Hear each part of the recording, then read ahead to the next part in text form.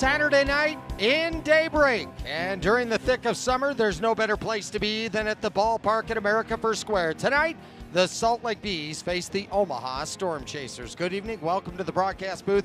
Tony Parks with you tonight. Sammy Miller down by the dugout. She'll join us in just moments. The Omaha Storm Chasers lead this series 4-0. They've clinched the series victory in the minimum number of games.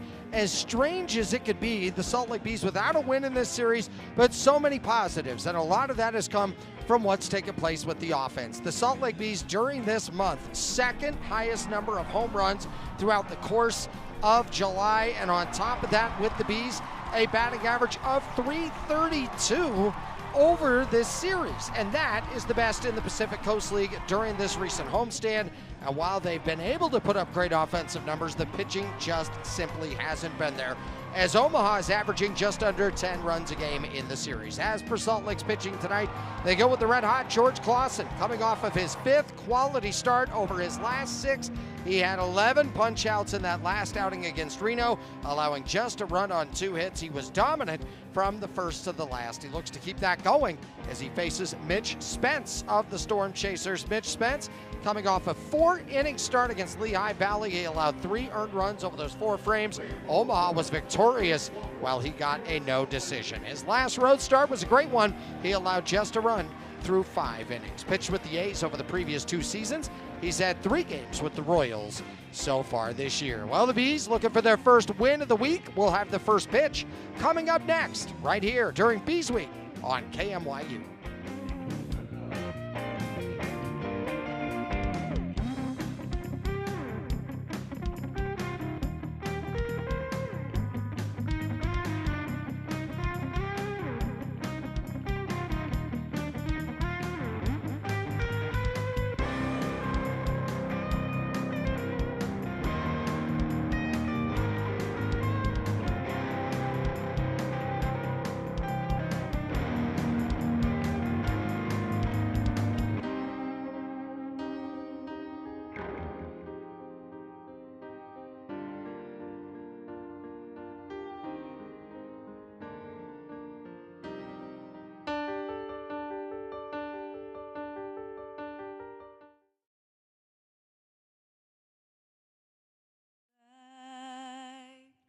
O'er the ramparts we watched were so gallantly streaming, and the rockets' red glare,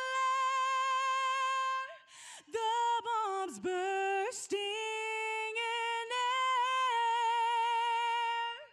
gave proof through the night that our flag was still there. Oh, say does that star-spangled banner yet wave o'er the land?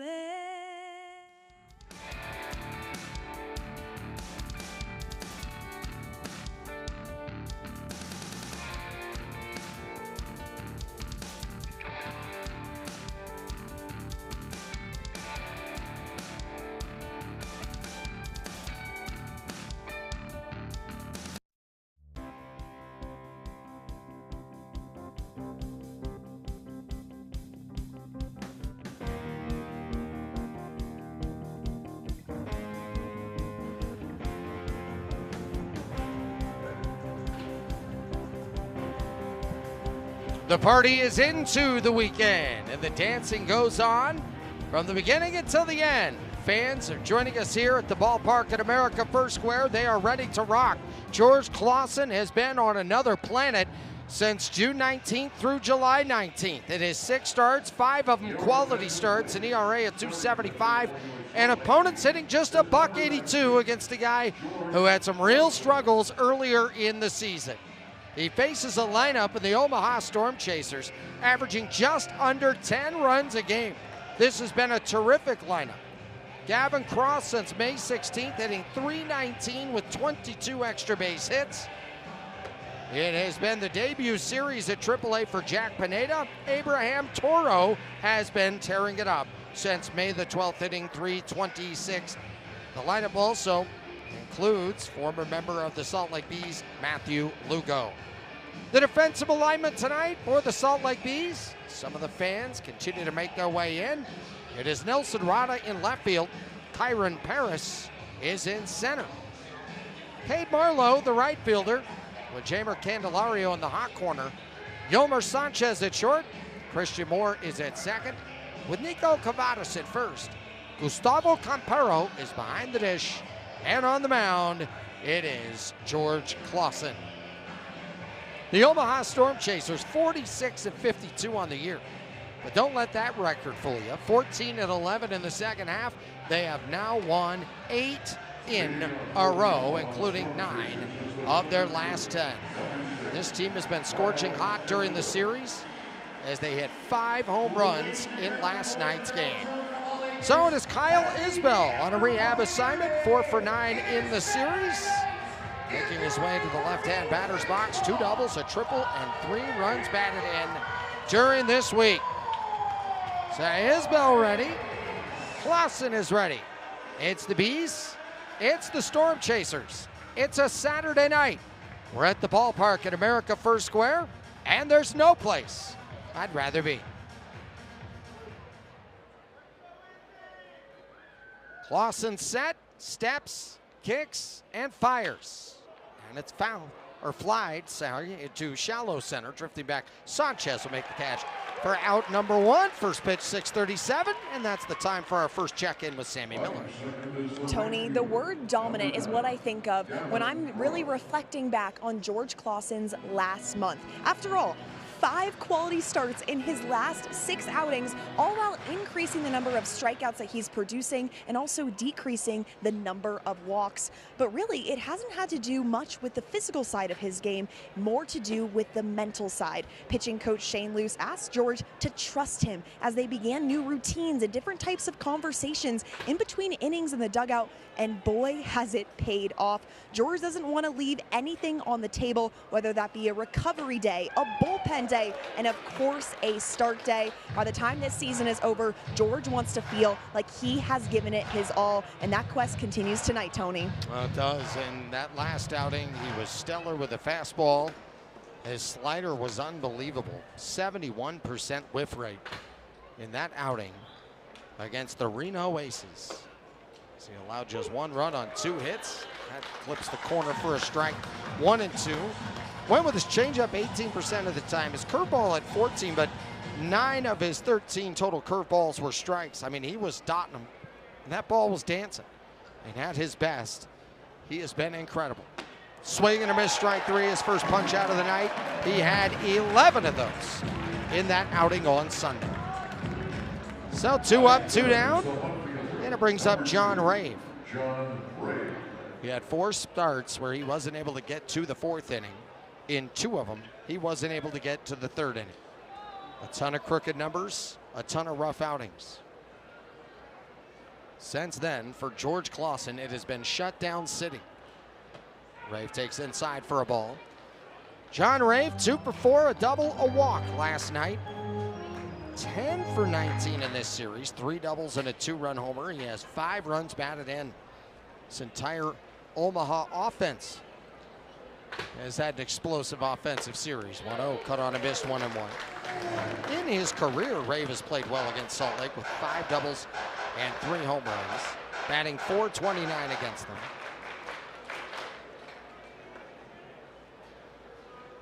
Throughout this great month of July for Omaha, he had a big 9th inning grand slam on July 10th against Louisville. A go-ahead grand slam. Little would you know it, Omaha had a go-ahead grand slam earlier in this series. It was thanks to Gavin Cross, who was the villain back on Thursday night. As Omaha was down to their final strike a few times, down to their final out, as it was a 2 up, 2 down start to that 9th. 1-2, dribbled in front of home plate. Campero will barehand it, laser to first in time. The inning is over. 2-3 the put up. 3 up, 3 down inning. Nelson Rada's going to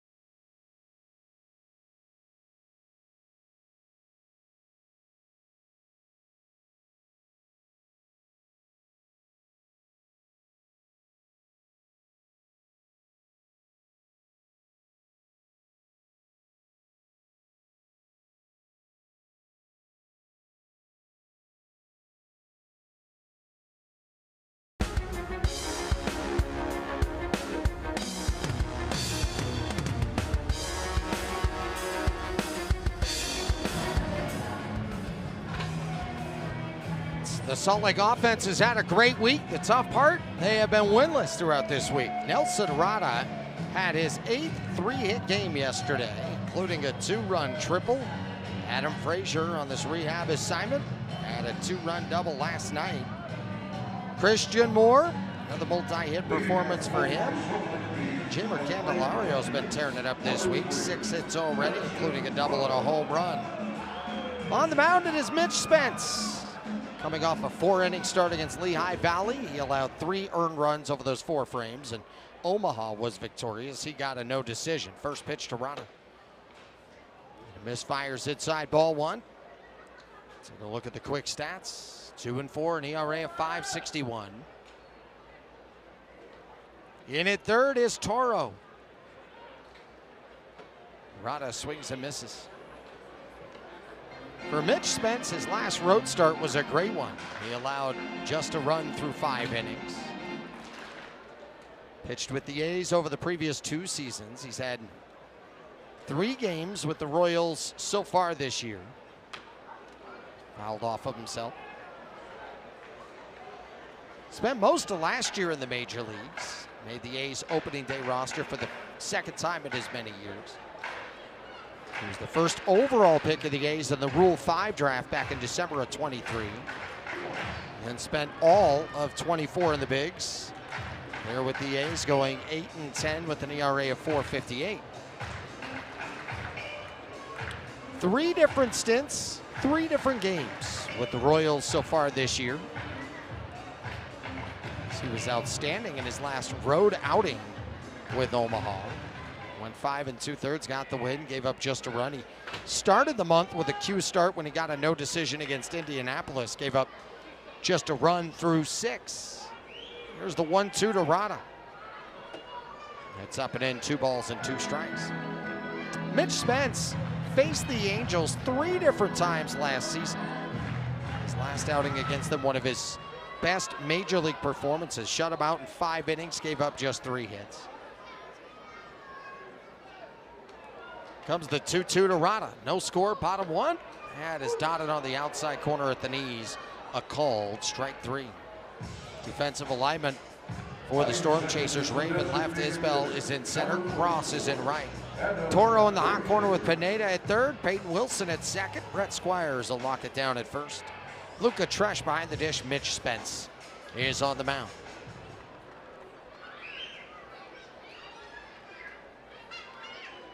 Adam Frazier, 1 for 4, a double, 2 runs batted in last night. Takes the first pitch inside in the river, 1-0 in this series, 3 for 11 with that double. Had 41 games with the Angels this year, 5 doubles, a triple, and a home run. Here comes the 1-0. Swing and a miss. 1-1.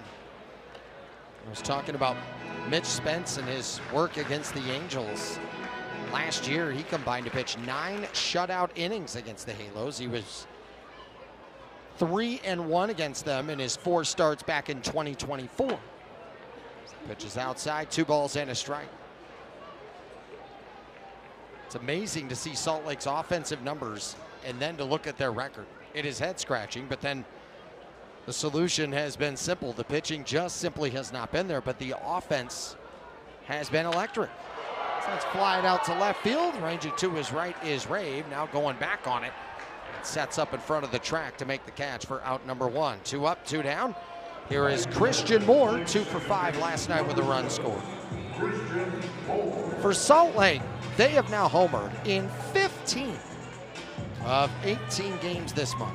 27 homers in July, that is second in the PCL. They have 7 or more runs and 10 or more hits in 3 of the 4 games during this series. And hitting .313 during the series, 45 hits, 27 runs. Tied for second in extra base hits with 16. Moore flies it foul behind home plate. Christian Moore has one of those extra base hits with a double during the series. 5 for 14. No score, 2 out, bottom of the first.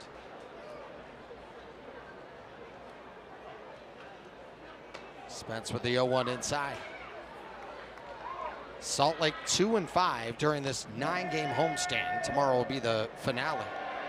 During that time, number 1 in the PCL in batting average at .332. You never thought you'd see those numbers and then see a record of 2-5. Just doesn't happen often. Moore takes on the inside part of the plate at the knees. A strike, 1-2.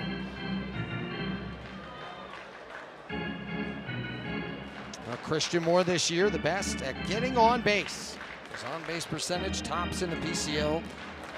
A terrific 2026 for him, especially that month of June when he was batting .435 in the month. 1-2 pitch is softly bounced back towards the pitcher. Spence bobbled on the backhand, but collects and throws to first in time. And that will retire the side. 1, 2, 3 innings for both starting pitchers. Former Salt Lake Bee Matthew Lugo is going to lead off the second.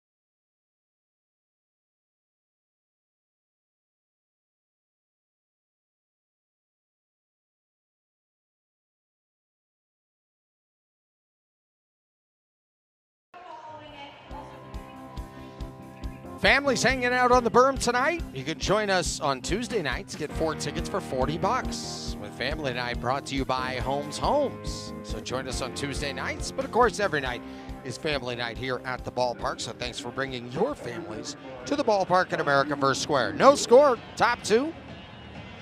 Former Salt Lake Bee Matthew Lugo had his first game in this ballpark as a member of the visiting team last night. 2 for 5 with a home run. He's played well with Omaha. 28 runs batted in his 35 games as a Storm Chaser. First pitch, smacks it high and deep to right center. Marlowe going back at the track, and this ball's going to one-hop the wall. Motoring into second base, Matthew Lugo with a leadoff double. That is his 12th two-bagger of the year. And Lugo, a .310 hitter when leading off an inning. Puts himself in scoring position to start the second. It'll bring up Brent Squires. Well, Matthew Lugo, who was such a valuable part of this Bees team in the last couple of years. Well, since he's arrived to the Omaha Storm Chasers, he is 5th in the International League in extra base hits. He's also 5th in home runs, 7th in doubles, and 8th in runs scored. Squires did not play in last night's game. Takes down, and it's 1-0. Squires 3 for 11 in the series, including a 2-run homer, an RBI double. He has walked 5 times. Different players have really started to flex over the last month or so in this offense. Squires is one of them, as that's fouled off the catcher, Comparo. He's going to need an extra second. Home plate umpire Matt Blackborough out to issue a new ball. Does a good job taking his sweet time. Look at him, he'll walk all the way to Clausen. Give it the underhand toss and the slow walk back. Let's see if he wipes off the already clean plate, just to be sure. Maybe manicures dirt around it. Let's see what he does. All right, let's see. He's going to check with Comparo, make sure he's all right. Gustavo took a shot. 1-1 the count, no score, top 2. Lugo went second, nobody out. Squires, his last 23 games, batting .333, takes low.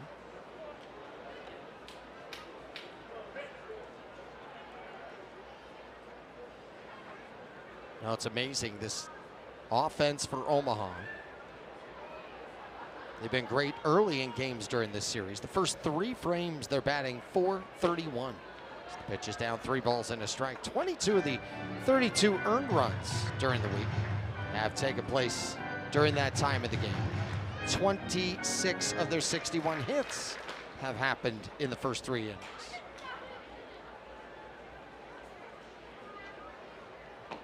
Swing and a miss, 3-2. Brett Squires, a .303 hitter with runners in scoring position. 11 doubles, 3 triples, 14 home runs this year. Lugo the lead at second.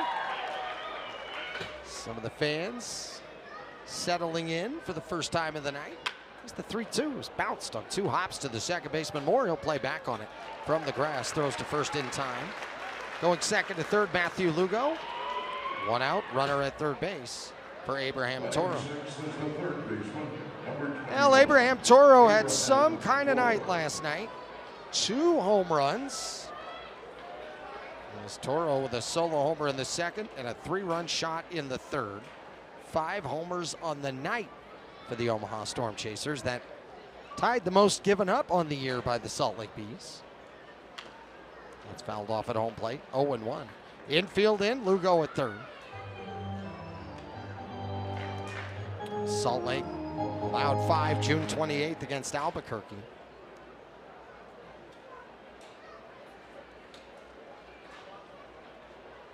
No score, 1 out. Top of the second inning. Clausen to Toro, and it's high. Boy, Toro with those 2 home runs, 5 for 14 in this series. He has 3 doubles, a triple, and 2 homers against the Bees in his career, hitting .333 against them.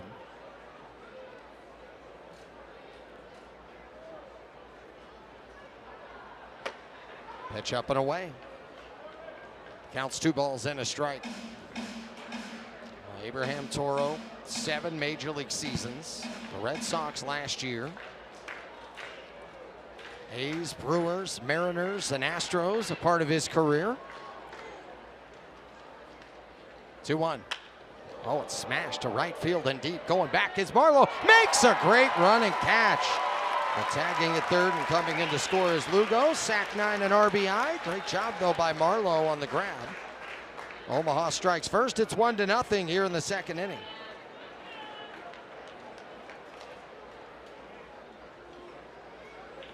Al Marlowe, a great addition with his bat in this lineup. This is a deep and solid lineup for the Bees, but also what he can do there in the outfield. Obviously, Lugo, great base running, tags up and comes in to score. While a run is scored on the play, it was great by Marlowe to make sure to get that catch, and instead of it being a hit for a run batted in, it's a sac fly for a run batted in. Jack Pineda, wonderful introduction to the AAA level, his AAA debut. He's all the way back on Tuesday. He's 5 for 15 in the series with a double. Puts it back towards the middle, but in the shift, Sanchez has it from behind the bag and throws to first in time. The inning is done. 1-0.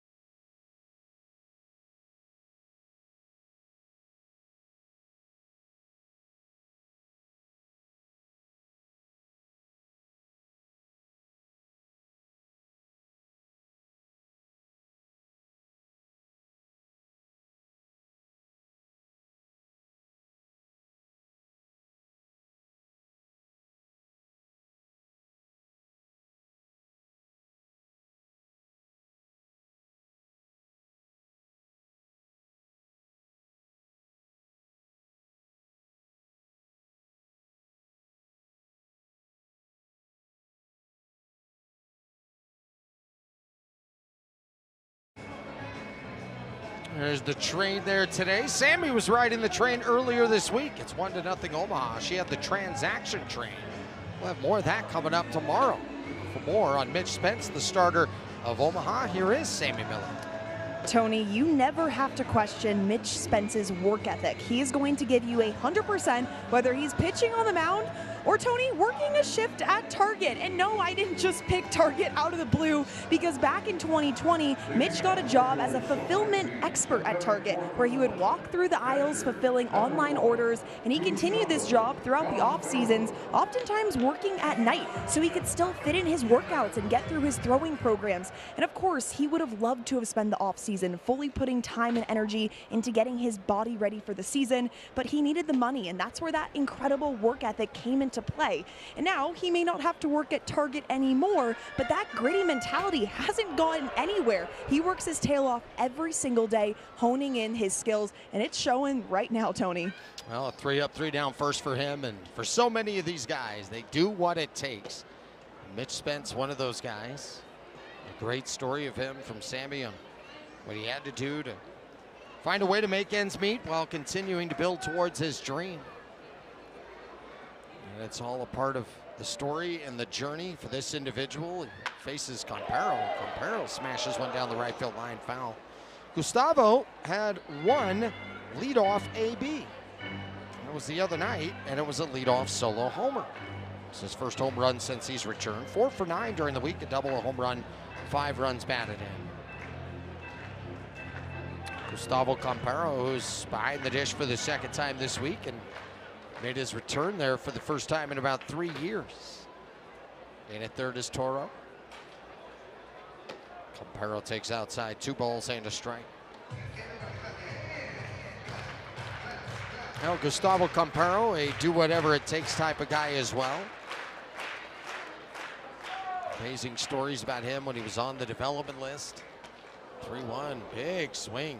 Kind of on and missed. And I'm used to seeing that with Gustavo Comparo, the big swing that nearly knocked his helmet off. He doesn't ever just lightly reach the bat out there. Count full, bases empty. 1-0 Omaha. Bottom of 2. Comparo rips down the right field line. It's going to head towards the wall. Extra bases for Gustavo as he hustles into second. Head first slide, he's there. Comparo with his second double here of the week. runs aboard to lead off the second inning. Well, he's got a dirty jersey. That's what we're used to seeing as well. This ball gets down towards the line. It's definitely not a for sure thing to get to because Cross gets to it in a hurry. Gustavo turns and burns from first base. Reads the throw very well. Makes sure he takes a great angle on the inside to slide in there. Campero in scoring position. Nobody out. Jamer Candelario. He's had a great series so far. He's had a great month as well. A 13-game on-base streak. 8 hits in his last 4 games. And in those last 4 games, batting .571. 2 doubles, a homer, and 5 runs batted in. Candelario swings and misses 1-1. Oh, but for Jamer, right now he has the longest on-base streak since he had a 17-gamer with Cincinnati back in 2024. The 1-1. Outside, 2 balls and a strike. Certain guys, you feel their impact in the lineup right away. Jamer Candelario was one of those. And another one of those guys at second base, Gustavo Campero. 2 years ago, he comes in turning heads everywhere with this lightning bolt of energy. Not just in the games, but in the workouts. You've never seen a guy take a workout more personally than this guy. He wants to win the workout. He wants to win the rep. There's no casual moment for this guy. Lead at second, 1-0 Omaha. Bottom of 2. Here's the 2-1. It's up and away, 3 balls and a strike. Gustavo Campero, when he joined the Bees, he hit this weak ground ball to second base. The inning was going to be over, and he nearly legs it out. I remember the second baseman needing to rifle it over to first base to barely get him in time, and he was turning heads from members of the staff like manager Keith Johnson, who was so pleased to see that. 3-1, bounce foul right side. Because the moment Gustavo hit it, he knew there was no chance he was going to make it. And in his mind, he is a head-down hustle guy all the time. If you're a fan coming to watch players, you want to watch Gustavo Campero. Nice footwork over there by Jack Santora. I'm glad he kept his feet. Swing and a miss, strike 3.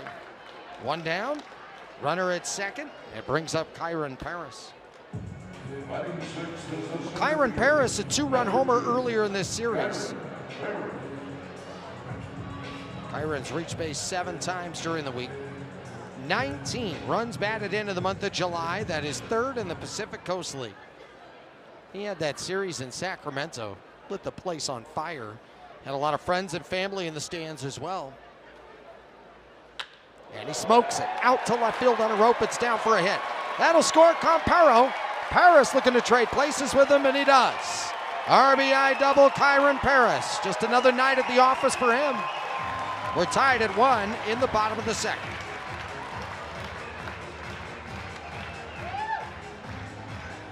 Well, right now this lineup, it has speed, it has power, it has intelligence, it has consistency. And you want to model a consistency, you look to a guy like Kyron Paris. And when he's been at his best and he's been healthy, this is just what he does. Night in and night out. We've watched it with the Salt Lake Bees in the past. We've watched it with the Angels. I mean, it is such a joy to see him before the games, big bright smile. During the games, running around the base paths. Here's Nico Cavadas. Nico takes down ball 1. Nico, who's having his first appearances since coming off of the IL. Looking for his first hit in the series. He's walked a couple of times. 1-1 ball game, bottom 2, 1 out and 1 on. Spence from the stretch. Nico takes up and away. 2 balls and no strikes.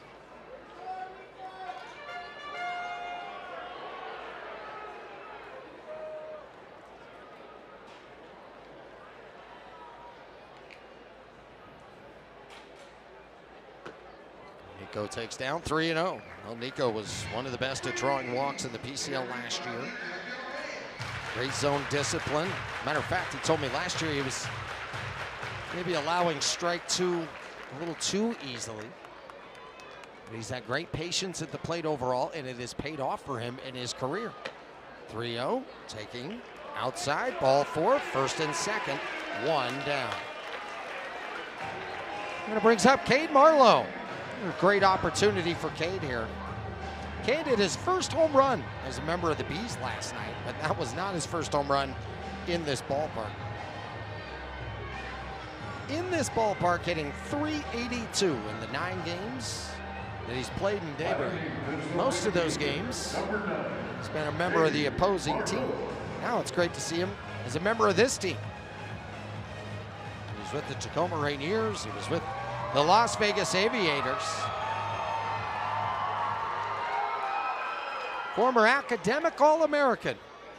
It's not like he did it with bowling on his schedule. Here comes the first pitch. Marlowe takes for a strike, 0-1. There's Marlowe last night in the late innings. The Bees are down 3, cut it to a 2-run game at that moment. Positive sign for the Bees with their late inning rally. Fell short. But great to have this guy in the lineup. Here comes the 0-1. Marlowe takes for a strike, 0-2 for now. It is being challenged. A strike. Matt Blackborough with the announcement. Paul Romer's at first, Jen Powell at third, and Marlowe was right. The call is over. Salt Lake City has 2 challenges remaining. No, Matt was correct on the high-low portion, but that pitch was just barely away. Paris at second, Cavadas at first, 1-1 the score. We're in the bottom of the second inning.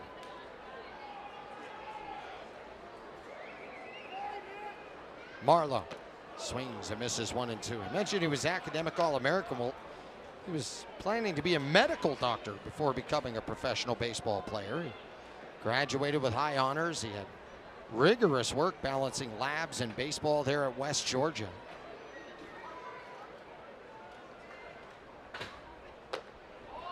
That's a called strike 3.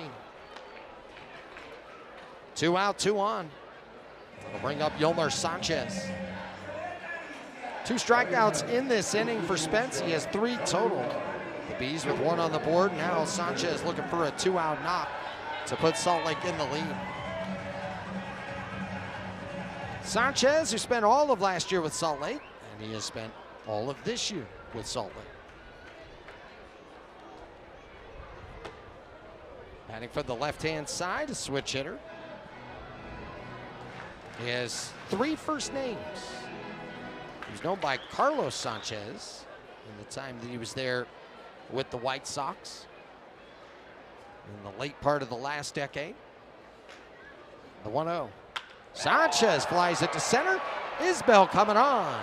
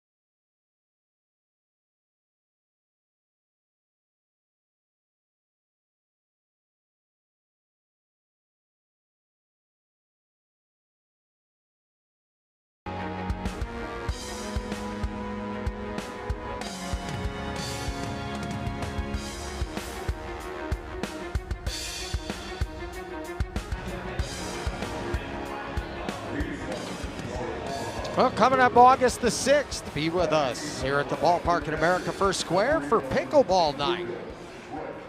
It'll be a fun night of activities here in Daybreak. Pickleball Night, August the 6th. Get your tickets at slbs.com. Luca Tresh leads off the top of the third. We're tied up at 1 apiece. Each team with a run in the second inning. George Clausen has given up just 1 hit.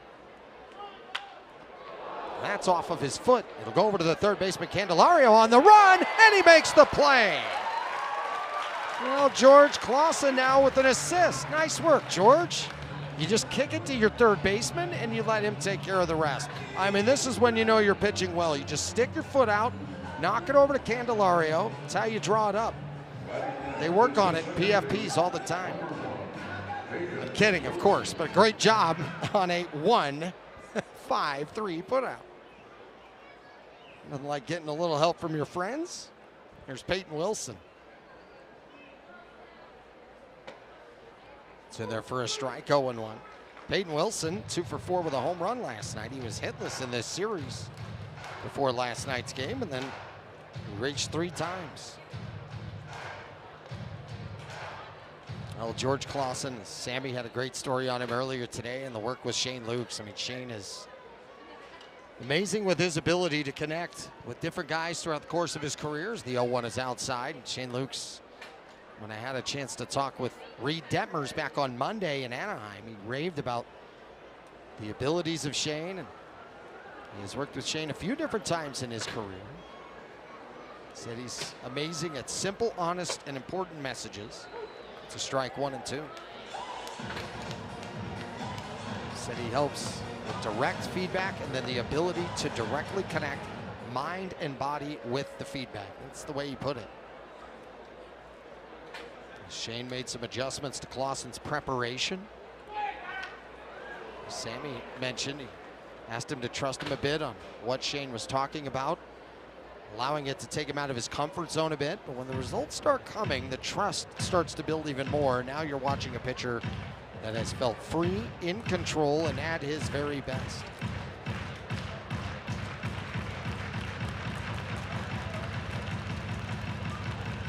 And Shane, when it comes to speaking with clarity, helping give confidence to pitchers, said it's something he's had to work on in his career.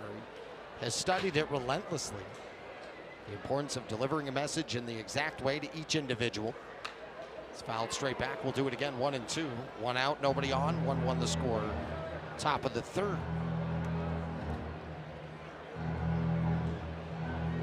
But Shane always said, you know, it never matters what he thinks the message means to him. It only matters what the message means to the person he's talking to. 1-2. That's at the knees. Strike 3. Peyton Wilson disagrees. Calls a strike, the batter's challenging. Back Blero with the announcement. Bottom rail, right on the money. Omaha has 1 challenge remaining. 2 strikeouts on the night now for Clausen. 2 out, nobody on here in the top of the third inning.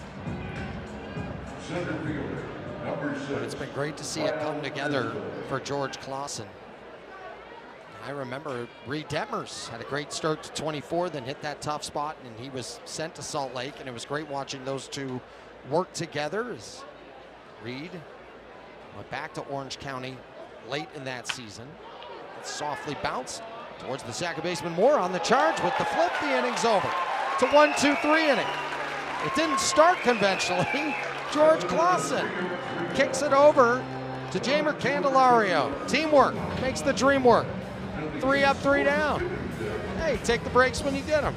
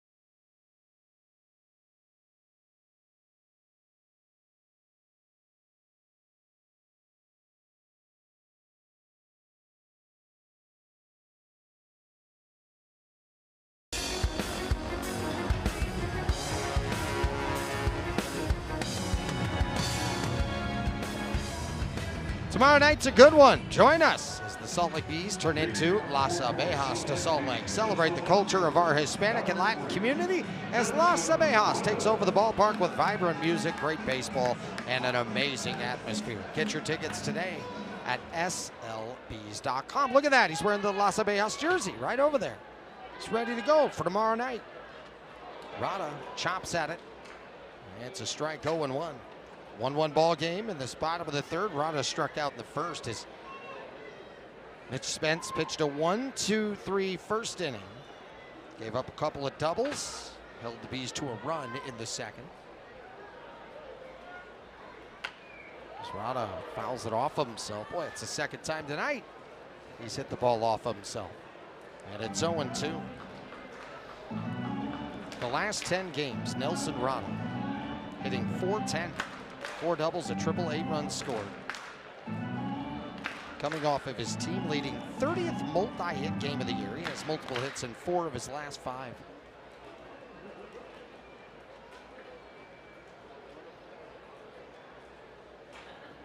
There's the 0-2. Rada lines it into the dugout of Omaha, and hopefully everybody is able to get out of the way.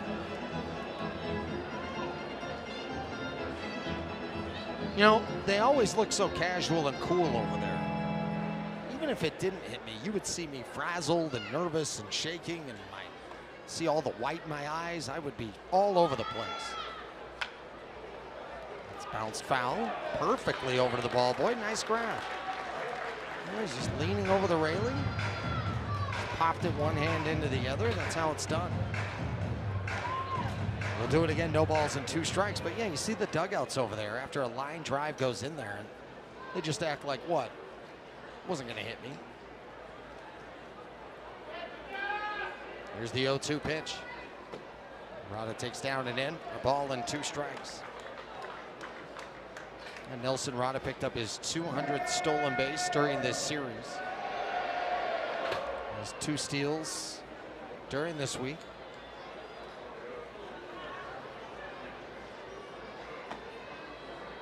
Counts 2-2. Well, one thing he was able to do last season when he joined this team wasn't just the fact that he played so well on the field and batted .323. He was one of the best in drawing walks. It was so impressive to watch him. The 2-2 rounded to the left side. The shortstop Pineda has it. Throws him out at first. Boy, it was a strange looking play because Toro had so far to go from the shift and it looked like the third baseman might get to him. But Pineda makes the play. So 6-3 the put out, 1 out, nobody on. Here is Adam Frazier. He flied out to left field. Well, speaking of tomorrow night, that'll be the final game of the homestand. Then the Bees take off for a 6-pack in Sugar Land next week.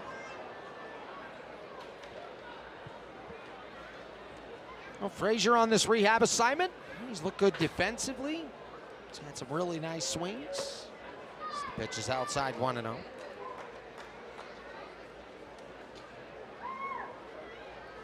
Adam Frazier, longtime veteran. What a successful career for him. Swings and misses, 1-1. As Frazier had some big postseason moments with the Seattle Mariners. Helped them win their first postseason series in 21 years.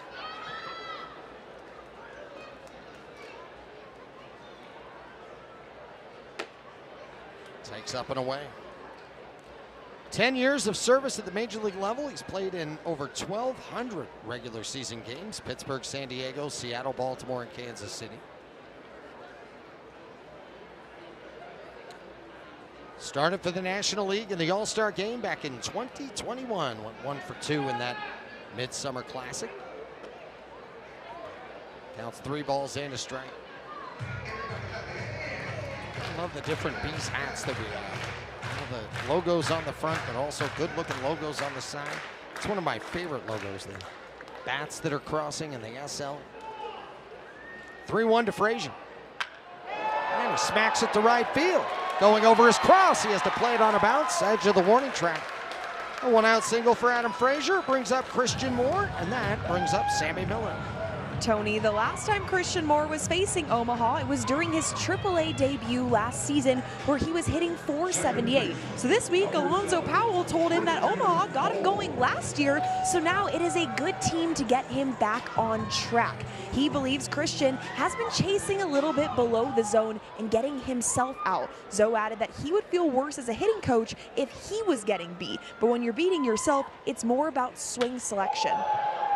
Flies this one to shallow center. For a moment, it looked like Isbell completely lost in the sun. Going out, the second baseman Wilson to make the catch. Go ahead, Sammy. And Zoe knows 100% that Christian is more than capable of doing that in terms of that swing selection. So he's really looking forward to him to having a strong rest of the series and finding that groove again, Tony. You're right, because last year the story was, okay, it's his AAA debut, and he had Jack Caglione on the other side. Well, it wasn't just, oh, this is cool, he's playing. Oh, he has his first hit or first home run. I mean, it was an electric series. Combined, coming into tonight, batting .432 against Omaha. He had a great debut series, so did Jack Caglione. And at his best this year, Christian Moore has just been phenomenal. I thought he was the leader for Player of the Month in June before being called up for 6 games with the Angels. You could see it. As Denzer Guzman won Player of the Month in May, and he got the call up, and then Christian Moore was tearing it up in June. He got the call up. Adam Frazier at first, 2 out. Gustavo Campero doubled and scored in the second inning. They had 2 balls and no strikes.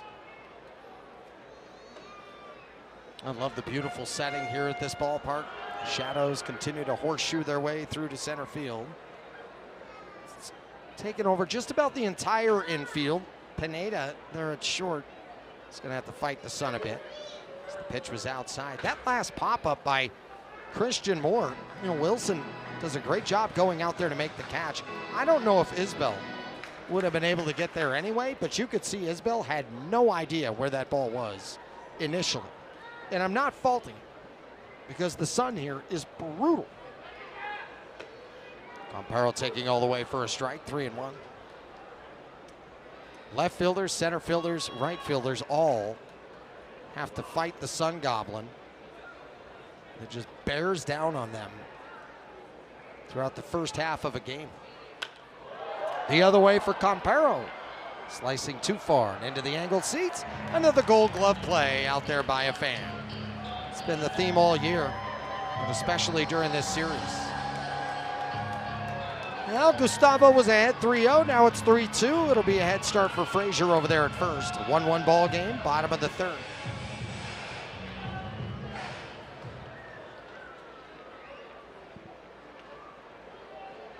Playing back is Squires, the first baseman. Now backpedaling to the grass. There goes Frazier, and Campero flares it to left. Rave, not far to go. He'll make the catch. The inning's done. No runs, a hit, no errors, 1 left. We have a 1-1 ball game. 3 in the books on KMYU.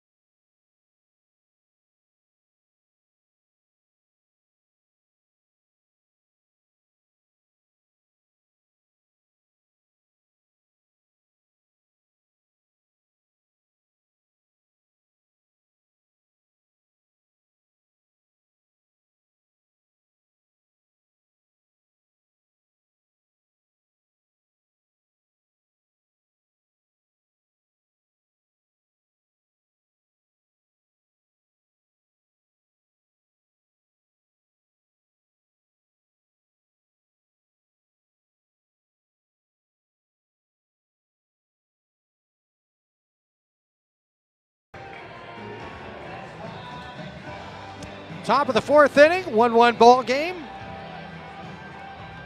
And it'll be Gavin Cross to lead off this top of the fourth. Well, the Royals today in the Motor City down 2-1 in the seventh until Salvi Perez tied the game with a blast to left field. Then in the ninth inning, well, the game was tied up 2 apiece. It would be Nick Lofton who would come through in the ninth. Tie-breaking solo shot. Royals win 3-2 over Detroit. That homer for Perez, by the way, set the record for the most home runs in franchise history with 318. Great win for the Royals. And to come from behind in the late innings, Gavin Cross struck out back in the first inning. This guy has 22 extra base hits since May 16th. 39 runs batted in. Not to mention 19 multi-hit games. A line drive into center field for a base hit to lead things off in this top of the fourth inning. That is his 10th hit of this series. He is 10 for 20 with 3 homers, 2 doubles, and 2 triples. Number 2, John Ray. It brings up John Rave. Rave dribbled out to the catcher, Comparo. Corners in, nobody out, 1-1 ball game. Top of the fourth. Painted on the outside corner is strike. Clausen out there for his 4th inning of work. We were talking about Shane's ability to make some adjustments to Clausen's preparation. Shane talked about trusting him a little more, allowing him to take him out of his comfort zone. It was also a great situation with his work with Reed Detmers, as I was talking about that, but it's what Shane did to help George on the non-pitching days as well as the pitching days. 1-1. Strike 1 and 2. But Shane's ability to build trust with the individual. I remember one time in El Paso, I watched Shane Lukes walk all around the warning track. The entire time he was going deep into exactly how he wanted to communicate a message to a pitcher after his performance the day before. The pitch is high, 2-2. Yeah, certainly he had other things going on, like getting his steps in and thinking about everything else, but he went deep into making sure he was on point with his message to a player. There's a lot of reading and studying about communication, as that's line to left field, and it's going to get down for a base hit, cut off by Rada. Stopping at second base is Gavin Cross. And back-to-back hard hit singles, Cross and now Rave. And the table is set for Omaha. 2-1, nobody out. Brings up Matthew Lugo. He had the first hit against Clausen. Will come around to score the only run for Omaha so far. Matthew Lugo batting .261 with runners in scoring position.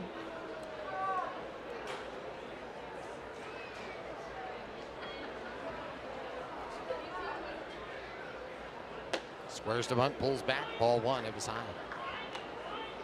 Well, it was Matthew Lugo, who was at Yankee Stadium years ago.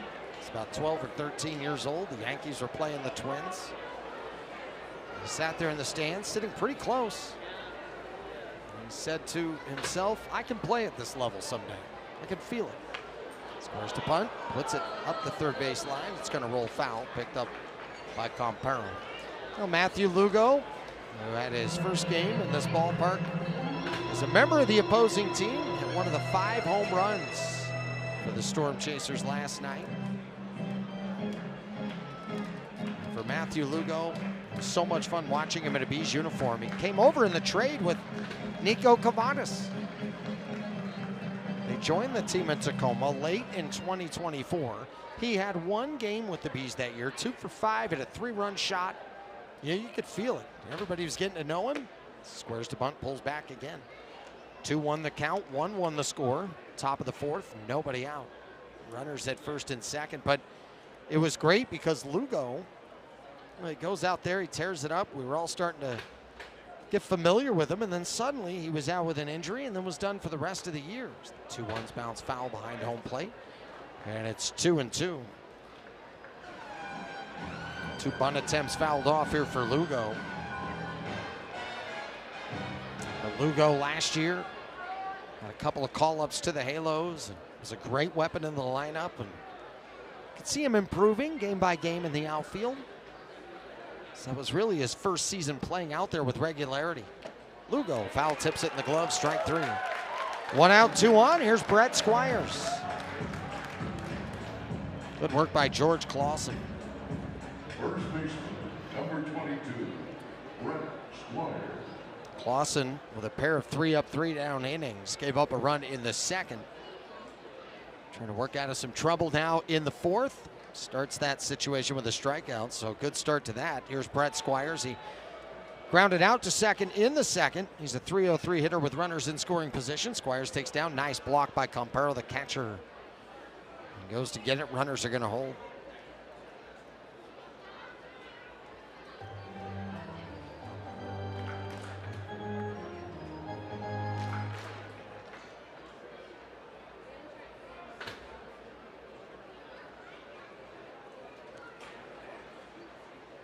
Clausen comes set, runners with their leads. The 1-0 to Squires, up and away. 2 balls and no strikes. But Clausen, who went with the slider to get Matthew Lugo. I mentioned the 71% whiff rate on that slider. His last time out. He was dominant with that. 14 of the 23 batters he faced, he had first pitch strikes. So that's dribbled foul right side. 2-1.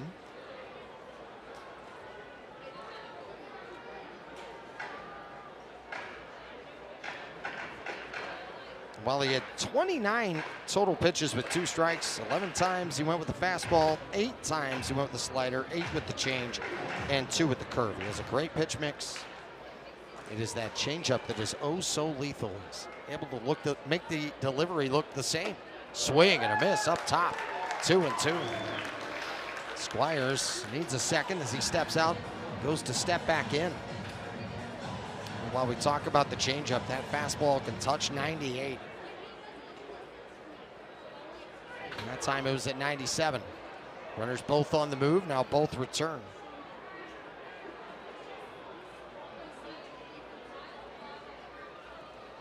Well, he started him curveball, changeup, then a pair of fastballs. See what he goes with here on the 2-2.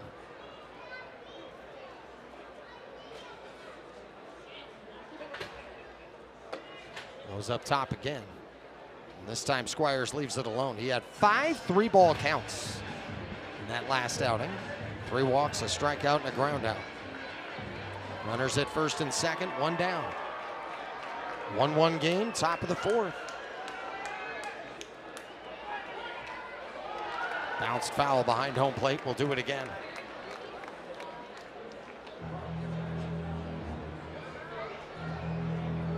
Well, the inning started with back-to-back singles, Gavin Cross and then John Rave. Next pitch for Clausen will be pitch number 49. Each team with 1 run, 3 hits, and no errors.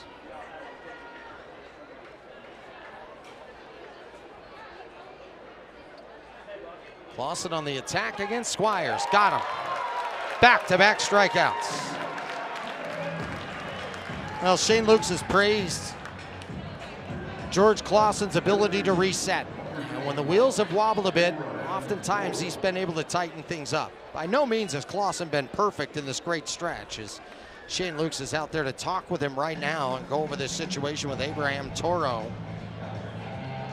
coming to the plate with 2 on and 2 out. But Clausen's ability to reset has been masterful. Clear his head, to step off, to step back on, and go with a clean slate and stay confident. And while he had that rough patch, those 4 outings, the wheels would wobble and it would snowball in a hurry. After that, it's George's ability to just reset, refocus. And the mental game, oh so important, as Sammy had a great report on Shane Lukes earlier tonight.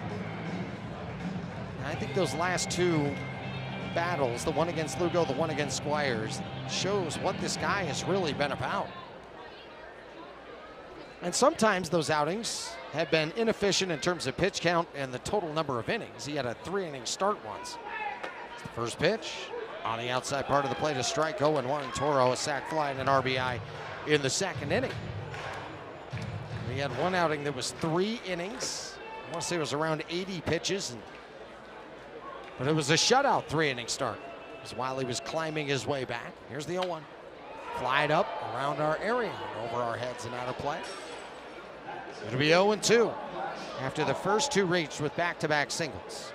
Clausen with back-to-back punch-outs, and he's 1 strike away from getting out of this thing.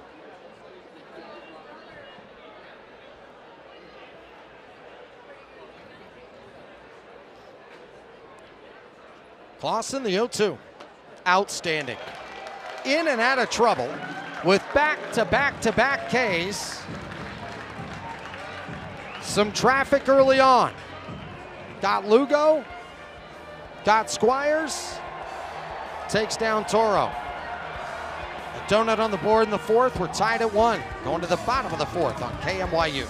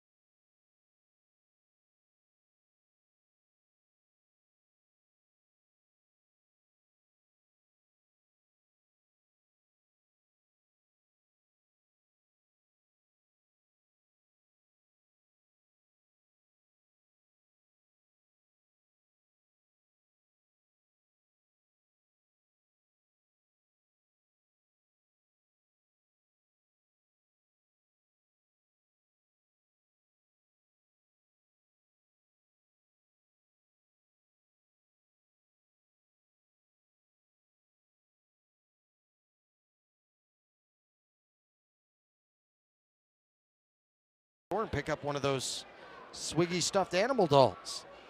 Candelario leads off the 4th, 1-1 game. Takes a strike on the outside part of the plate, 0-1. Candelario struck out in the 2nd. Switch hitter batting from the left-hand side, Mitch Spence. Out their first 4th inning of work with pitch number 57 away. Counts at a ball and a strike. The Bees with a run in the 2nd. Same story for Omaha. Salt Lake looking for their first win of this series. Cut on and missed. 1-2. All being down there today. Watching them before batting practice. Taking infield. A very confident group. I like the way they've been swinging the bats. Of course, you'd always love to pile on more. As Candelario swings and misses strike 3. 1 out here in the bottom of the 4th. It brings up Kyron Paris. An RBI double for Paris back in the 2nd. You know, but while you lose games, it's going to be a part of this. The big thing is to control what you can control. Guys who come to the plate every day, there's no need to put more pressure on yourself to go out there, score even more runs. You let the walks come as they go. You let the hits come as they go. You just continue to have a good approach. That's what Kyron has done. That's what a lot of the guys in this lineup have done.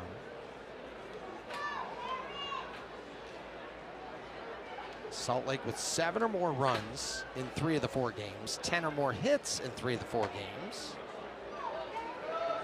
They appeal the check swing, you didn't go. It's a ball and a strike.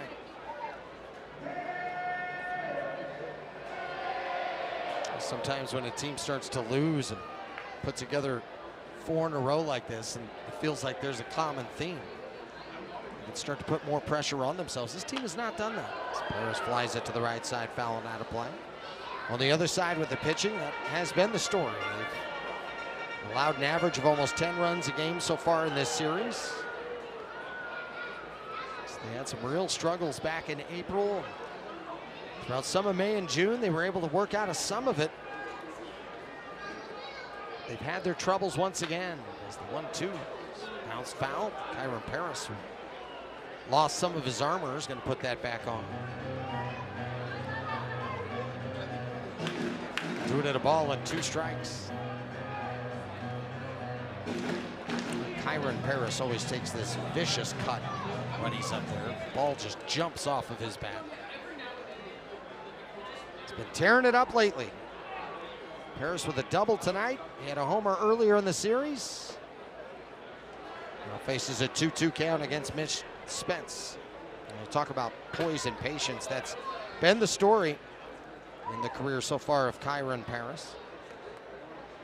So the battle through injuries over the last couple of seasons. 2-2. Paris takes up top, and the count is full at 3 balls and 2 strikes. Boy, when he's like this, he does so much for himself, he does so much for the rest of the offense. Count full, bases empty, 1 out, we're tied at 1. Paris takes down, ball 4. What a great battle. Kyron Paris aboard for the 2nd time. Well, in many of the games, when you look back and you don't see him with a, an extra base hit, home run, something really explosive. You look through and find out he reaches 4 times, maybe 3 walks mixed in there with a single, hit by a pitch or something like that. It's his 3rd walk of the series. He's been hit by a pitch in this series. He's homered as well. Always a threat to take off. Cavadas. Called strike on the outside corner. We need Nico's first hit of this series. It can't be just some swinging bunt. We need Nico to put one down the line, maybe out onto Betty's berm. I'll take that. As Nico takes low. It's a ball and a strike. He's been through a lot, battling back from the oblique, coming off the IL. This guy with the first home run of the season. Blasted it out to right field. Fireworks were going off. This guy is no stranger to the big fly. I can't remember him ever having a cheapie. Usually tape measure blast. Swing and a miss, 1 and 2.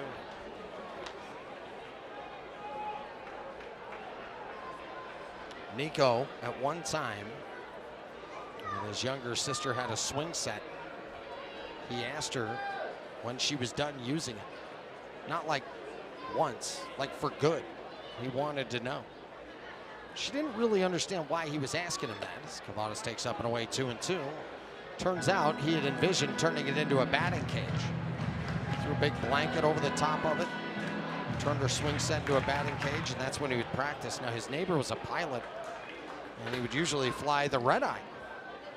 2-2. Cavadas takes high, and it's full. See if Paris will be on the move here with 1 out, count full. 1-1 ball game. Well, Nico Cavadas would be out there, and all his neighbor would hear while he's trying to sleep at 8 or 9 or 10 in the morning, or whatever time of the day, is the constant pinging sound of Nico Cavadas inside the swing set, underneath the blanket.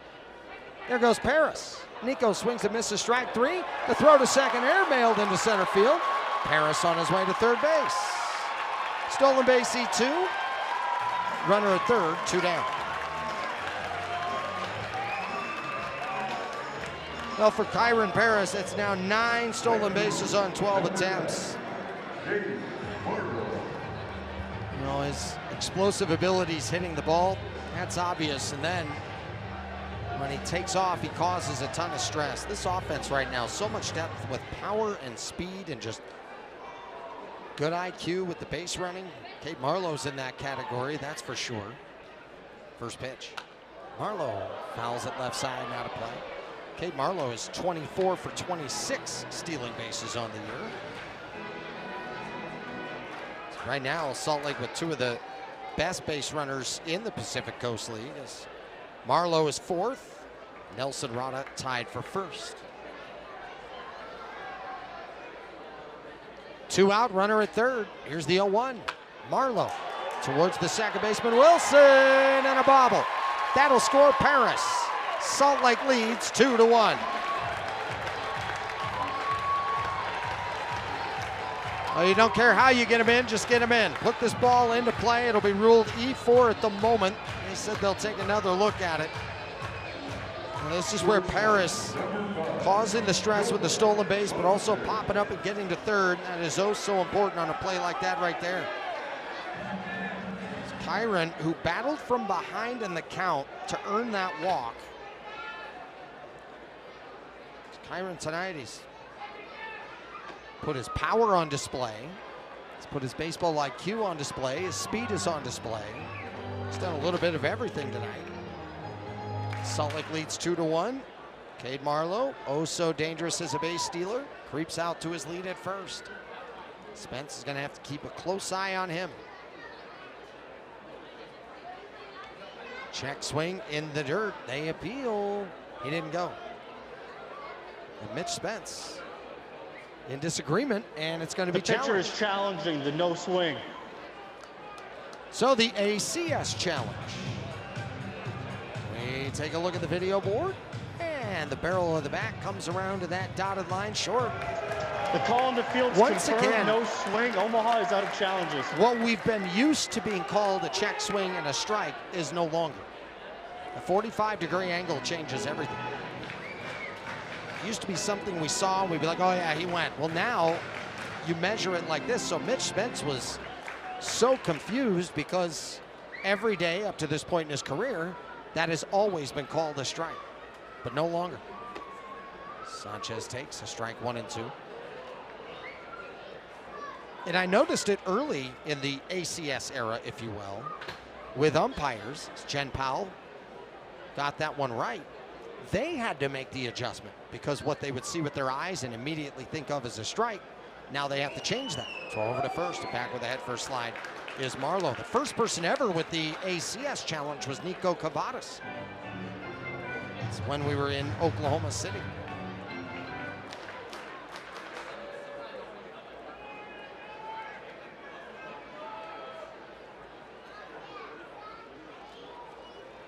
Sanchez bounces it foul behind home plate. Curious when Marlowe's going to take off. He's so fast. And he's so smart. We watched him here as a member of the opposing team. With that blazing speed. Good healthy lead over there at first right now. Why not now, Marlowe? Yeah, there he goes. Takes off, but it's cut on a miss, strike 3. And the inning is over. But the Bees take the lead. Kyron Paris gets on, gets over, gets in. It's Paris, stole second, scampered over to third. Pair of errors in the inning. The Bees won't apologize for it. They're up 2-1. We go to the 5th.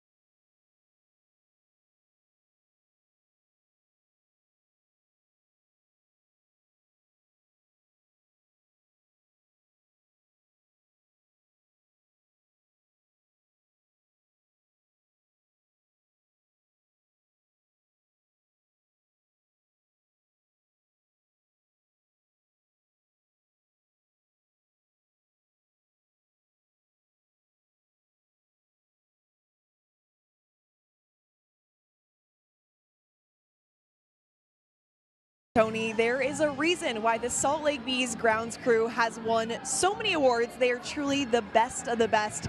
Fender, I have to know, what makes this group so special? I think it starts with our leadership. Brian Sukup's second to none. I think all of us learn so much from him every single day, and that's what makes this place great.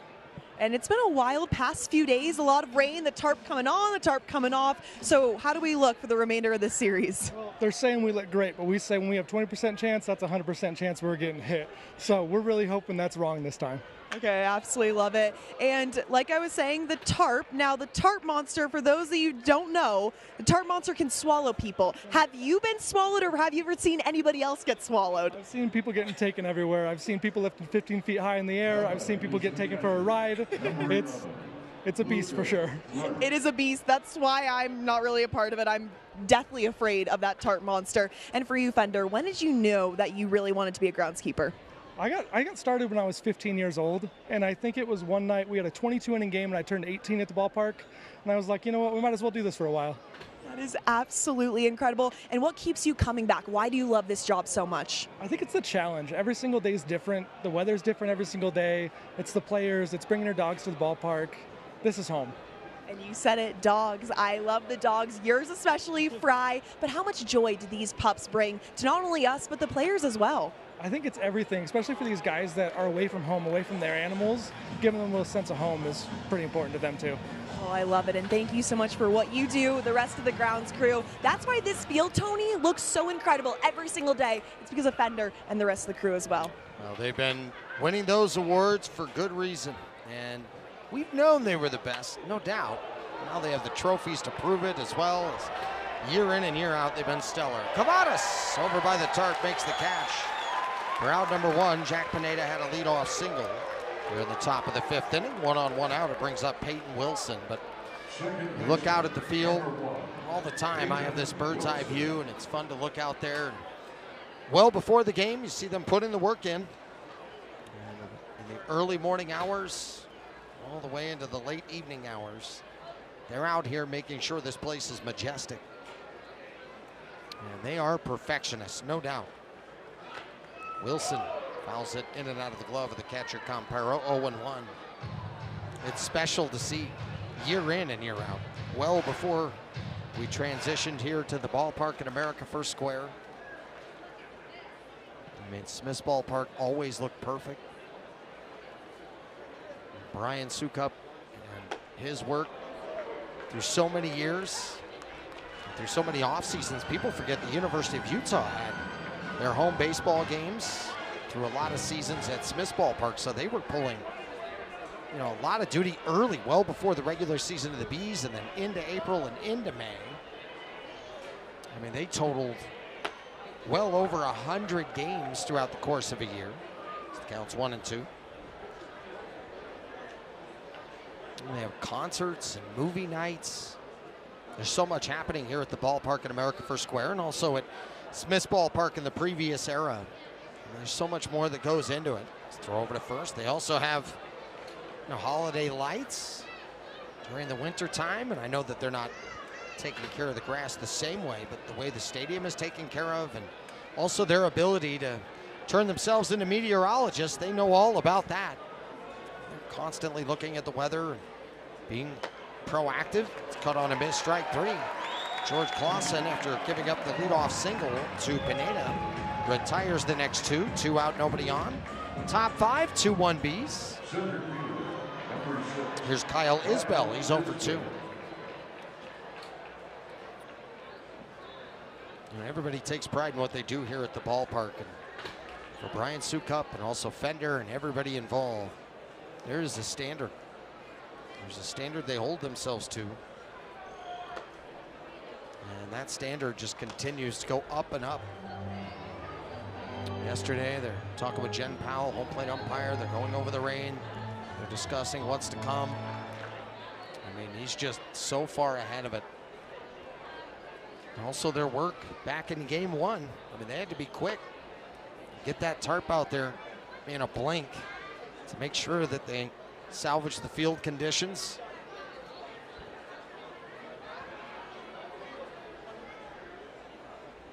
And it was masterful. how quickly they brought the tarp out there, rolled it out, had it covered, and ready to go, then took care of the field to get it ready to resume. So it's fly down the right side, foul, 2-1.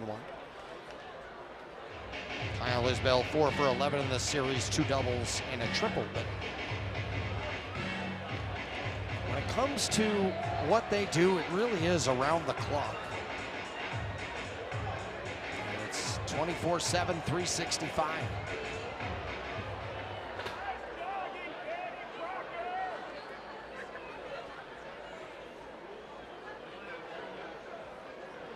The 2-1. Fouled off the glove of the catcher, Comparo. There's the tarp pull from Tuesday. It was unreal. This is when they were taking it off. But when they pulled it out there and rolled it out immediately, when the rain was just pounding down, they know every second matters when it comes to that. So anybody who's been a part of that grounds crew knows that you're a part of a championship effort and a championship team and a championship standard.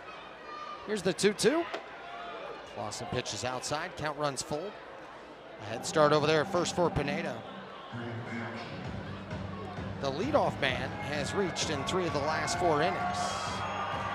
In the 4th, Omaha had runners at first and second, nobody out. Clausen punched out the next 3.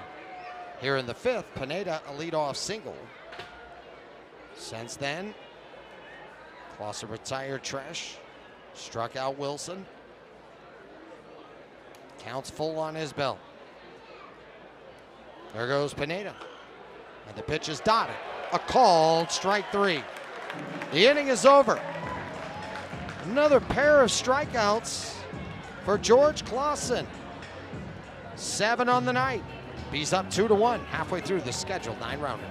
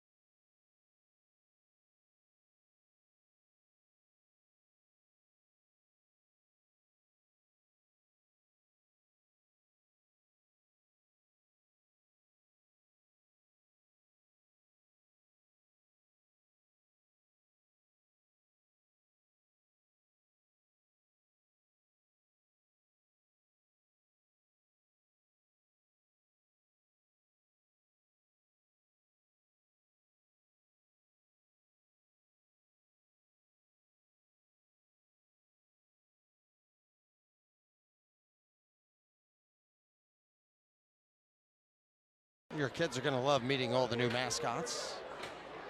Nelson Rada leads off this bottom of the 5th. There's Bumble. Shared a locker room. Shared the field with him for multiple decades. We had a good time. Nobody has more fun than Bumble. Here's the 0-1. Bounce back towards the middle, off the bag, and into left center field a hit. Here goes Rada looking for 2. He'll hold up at first. You take the breaks when you get them. Nelson Rada with a single. It's back towards the middle, and on the play, Pineda was positioned perfectly behind the bag, and it danced off the bag out into left center. Now, if you're Salt Lake, you are not apologizing for any of the breaks you picked up tonight, but Now you just want to capitalize on them. As the leadoff man is on, here's Adam Frazier, 1 for 2 tonight. Nelson Rada over there at first, 30 stolen bases on the year, 37 attempts. He's been nabbed a couple of times in this series. Luca Tresh ended game 1 of this series with a strike him out, throw him out double play, and Tresh threw a dart down there. Peyton Wilson did a great job on the catch and tag. It was one of those plays where, with Rada taking off and he got a great jump, that the throw and tag had to be at the same time and had to be perfect, and they were. It's one of the clutch plays for Omaha in this series. Frazier, one bouncer to Squires. He'll throw to second for 1. Pineda back to first. They roll him up. Well, 3-6-3, the twin killing. 2 out, nobody on.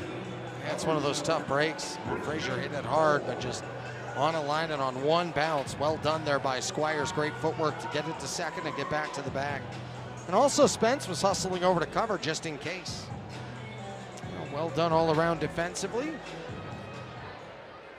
Well, after the Bees caught that break with the ball hitting the bag like that, karma would say that at some point they might get a fortunate break back to him. Line drive center field, base hit Christian Moore. His first knock of the night. He's 1 for 3. And the 5th inning continues. Gustavo Campero 1 for 2 with a double and a run scored. Catcher, number 1. There's Bumble and there's Honey on the third base dugout. Oh, he's dancing around, partying with the fans. Honey was great on Fresh Living, KUTV. She is certainly a star for the camera. I think she's better for the camera in terms of her energy and her dancing ability than Bumble is. Bumble is still great for the camera, but Honey could host a daytime talk show. I think she could be a regular host there with Fresh Living. Make sure to join Fresh Living each weekday on KUTV.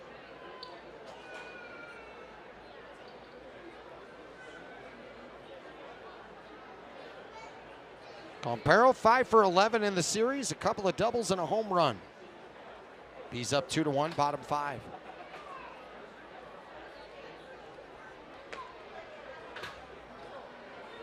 Activity in the bullpen for Omaha. Spence is at 87 pitches right now.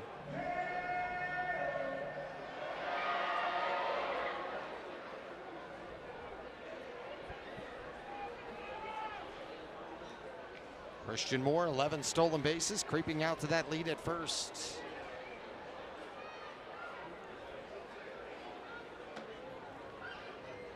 Pitch away, 2 balls and a strike. Well, Christian Moore, he doesn't have a stolen base number that's sky high, but always a great threat with his speed, his athletic ability. He's in that conversation with Jack Santoro right now. Walks out to that lead at first. It's grounded right at Squires. Great defensive inning for him. He takes it to the bag himself. Couple of hits for the Bees, but they do not score in the 5th. They lead 2-1 on to the 6th on KMYU.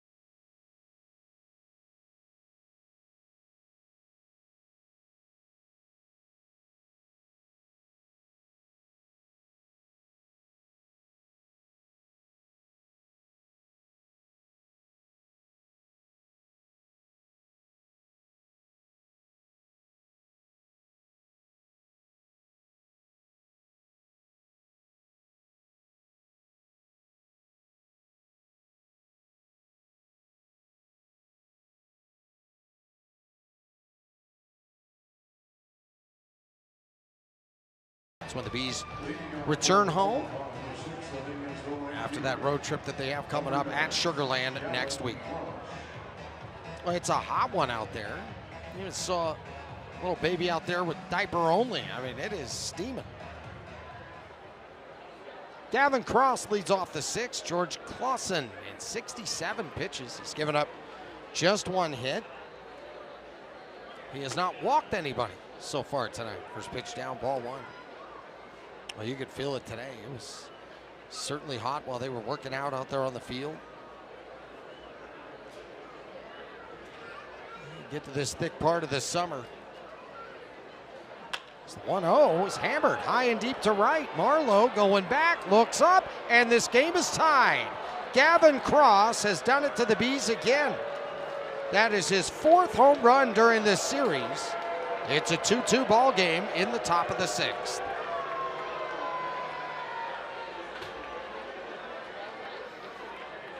Well, that's certainly not the most heartbreaking home run that this guy's hit in the series. He had the grand slam that put him in the lead.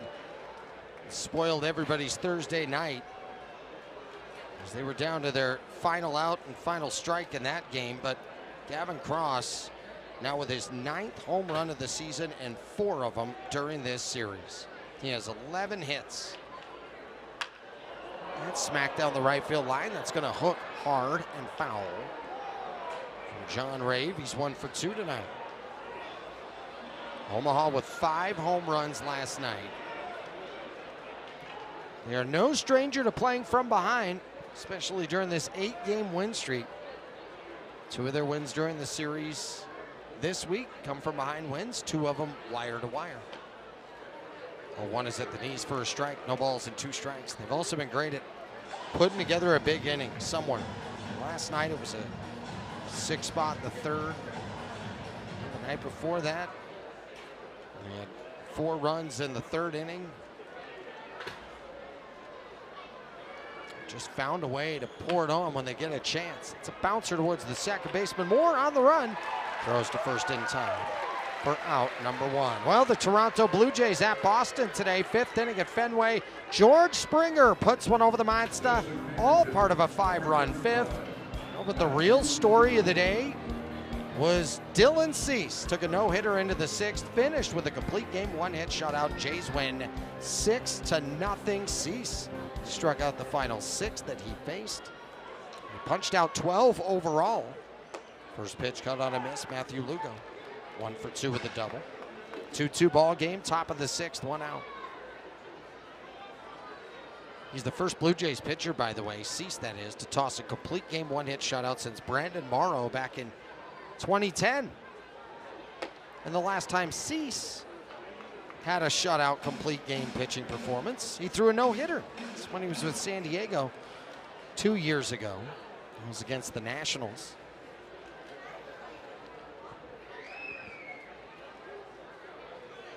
And the Red Sox recently had that 15-game win streak. They're still playing great baseball overall. They're in a tie for that number 2 wild card spot at the moment with the Guardians. Speaking of the Guardians, they were blanked by the Rays today. Nick Martinez, 6 sharp innings. Yandy Diaz, the 4th player in Tampa history with 1,000 hits. It's going to be challenged, I thought, by Campera. Maybe it was not. Counts 2-2. For a moment, I thought I saw him tapping his helmet. But the Rays, with the best record in the American League, 61-43. They lead the East by 2 over the Yanks. So that's fly to right center. Minji backing over is Marlowe with the call and the catch. For out number 2. 2 out, nobody on. We have a 2-2 game in the top of the 6th. Here comes Brent Squires, 0 for 2 on the night. The Guardians, by the way, that's their 4th straight loss. Tough one for the Angels today at the Bay as they were beaten by San Francisco 9-2. Rafael Devers, Young-Hoo Lee each had 3-run homers. Robbie Ray, 6 scoreless frames, and the 2 teams play that series finale tomorrow. It's on the corner for a strike, 0-1. The Nationals victorious over the Diamondbacks 5-3. C.J. Abrams Solo homer, he drove in 3.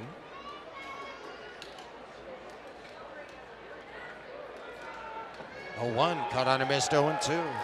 What happened to the Marlins, They were, for a little while there, they were playing well, and now they've extended their losing streak to 11 games. Padres beat them 7-2 today. Ty France drove in 3. Jackson Merrill was 3 for 4. That's low. Counts 1-2.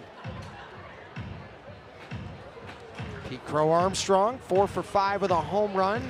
3 runs batted in. Cubs routed the Pirates 11-0. They had a 10-run 7th.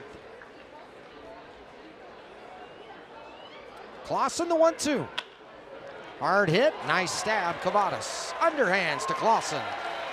6 complete innings for Clausen. He's given up 2. One of them, a leadoff home run from Gavin Cross. His 4th homer of the series. We're tied at 2, going to the bottom of the 6th.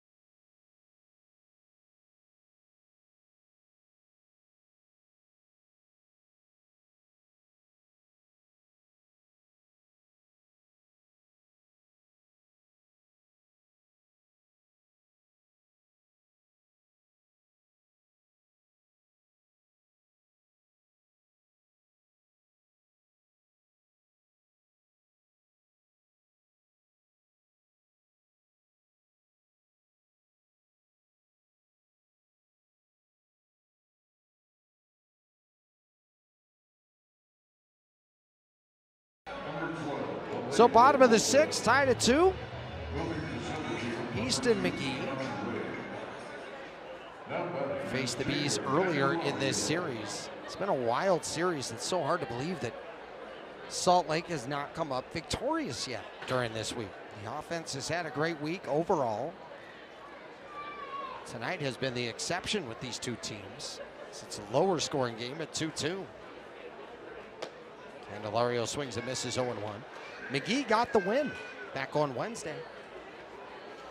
2 innings of work, gave up 1 earned and 2 hits as he pitched the 5th and 6th. He's on now for this bottom of the 6th. Candelario, he's had a nice week, but he's 0 for 2 with a pair of Ks tonight. And his on-base streak goes to 14 games down the right field line. Cross cuts it off, but he is deep, and Candelario's gonna go for 3rd. Here comes Candy. Pop-up slide, he's there. Another extra base hit for Jamer Candelario. He's at 3rd with nobody out. It's the way to start the bottom of the 6th. Now for Candelario, this is his longest on-base streak since he was with the Reds 2 seasons ago, and he hustles out of the box all the way. Now he knows he might end up with 2, but what I love about this is he's checking the rearview mirror, and then he knows he has the shot to get to 3rd. And he doesn't take that gamble unless he knows absolutely for sure that he's going to get there. Here's Paris.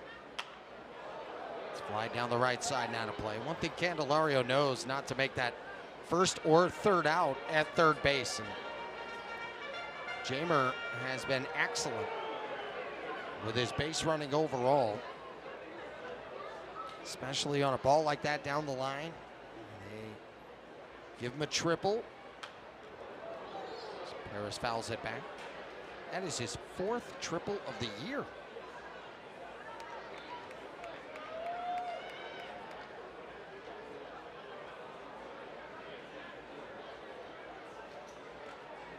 Oh, 2 the count, 2-2 the score. Bottom of the 6th. Paris has reached twice tonight. Takes outside, a ball and 2 strikes. Paris hitting .359 with runners in scoring position.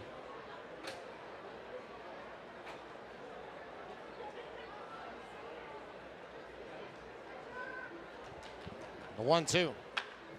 In the air, right field deep. Cross going back, sets up at the track. Deep enough to get the Bees the lead as Cross makes the catch. Candelario trots in 90 feet. Sack 9 and RBI.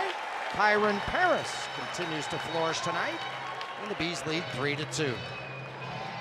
It's going to bring up Nico Cavadas. For more on the Golden Domer, here's Sammy Miller. Tony Alonso Powell said that Nico Cavadas was swinging the best that he has seen him in the 3 years that he has been around Nico right before he was injured. So, of course, the timing of his injury was extremely unfortunate, but it is a part of the game. Those are the things that you can't plan for, but he put his head down and did the work during his rehab process to return to this field. And now it's all about stacking game reps and getting more comfortable out there. And Zoe also noted that he has already seen some early signs that he is back on track and ready to make that serious impact, and hopefully some bombs coming soon. Sammy, I feel like you and that report, if that doesn't turn things around for Nico in this series, what will, right? I mean, that, you set it up so well. Talked about Zoe, and he's right on. I mean, that was the best we've seen him swing it, really, and he ended last year so well. PCL Player of the Week. As Cavadas takes outside. Cavadas is 0 for 10 in this series, 3 walks, but I feel like Sammy's bringing the right energy here. That's the goal. Yes. The right juju. Just going to hang in here and see if he can break through. Maybe a knock back up the middle here. It's to left center. Lopez coming over. All right, we're going to try something else in the later innings, Sammy. We'll have to figure out what we're going to do next. 2 out here in the bottom of the 6th. 1 in the bag for the Bees. They lead 3-2. And it brings up Cade Marlowe. He's 0 for 2 tonight. As he struck out the 2nd, reached on an error back in the 4th. 2 errors in that 4th inning for Omaha. That helped the Bees get their 2nd run of the night. Marlowe homered last night. Takes down for ball 1. Austin Wells and Jason Dominguez homered today. Ryan Weathers pitched into the 6th inning. The Yankees beat the Phils 3-1. The Yankees have won 3 in a row, 5 of their last 6. That's down and in. They've improved their American League leading road record to 33-22. That's their 6th straight road win. The Phillies, they're 2-6 right now on what has been a 9-game homestand facing the Mets, Dodgers, and Yanks. That homestand concludes tomorrow. Bryce Harper drove in Phillies' run with a 1st inning sac fly.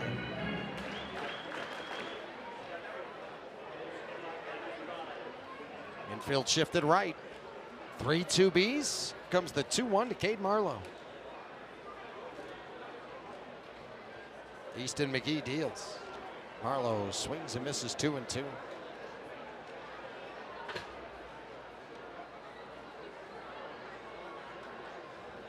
Orioles nip the Braves 3-2 today.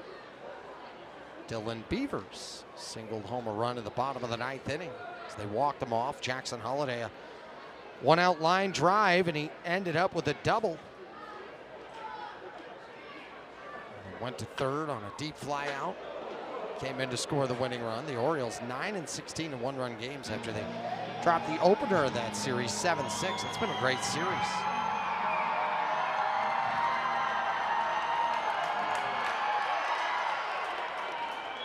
2-2 the count, 3-2 the score. A backflip from Bumble on top of the first base dugout. And Marlowe lines it to right field. Cross coming over, plays it on a bounce. Cade Marlowe with his first hit of the night. His third hit of the series. The inning continues with 2. And it brings up Yolmer Sanchez. Oh, Cade Marlowe is just so much fun to watch. I can't tell you how excited I was to have him in the lineup, but on this roster. Alonzo Powell told Sammy Miller earlier in the week, I got tired of watching this guy play so well against us.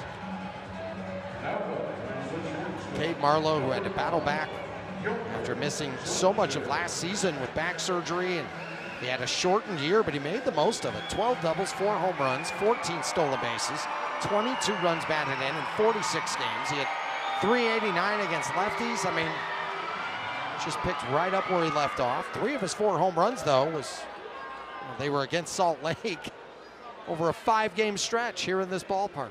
3-2 Bees lead. Marlowe on the move. The pitch, cut on a miss. The throw into center field. Marlowe holds there. Heads up play by Pineda with the tag. Well, Pineda does a great job to hold Marlowe at second as that throw goes through. Tresh owes him a drink to save him an error. As Tresh sailed this one. Marlowe with his first stolen base as a member of the Bees and his 25th stolen base on the season. Marlowe in scoring position with 2 down.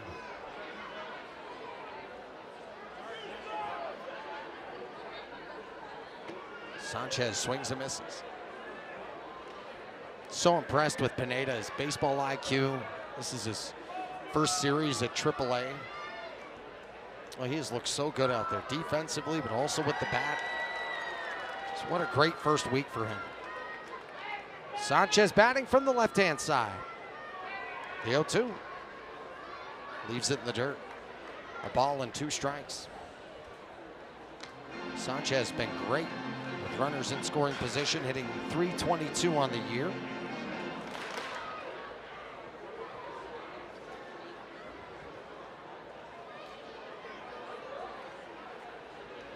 Marlowe at second with 2 down. McGee with the 2-2 to Sanchez, or the 1-2 rather, and it's low and it makes it 2-2. Sanchez hitting .341 with 2 out runners in scoring position. 3-2 Bees, bottom of the 6th.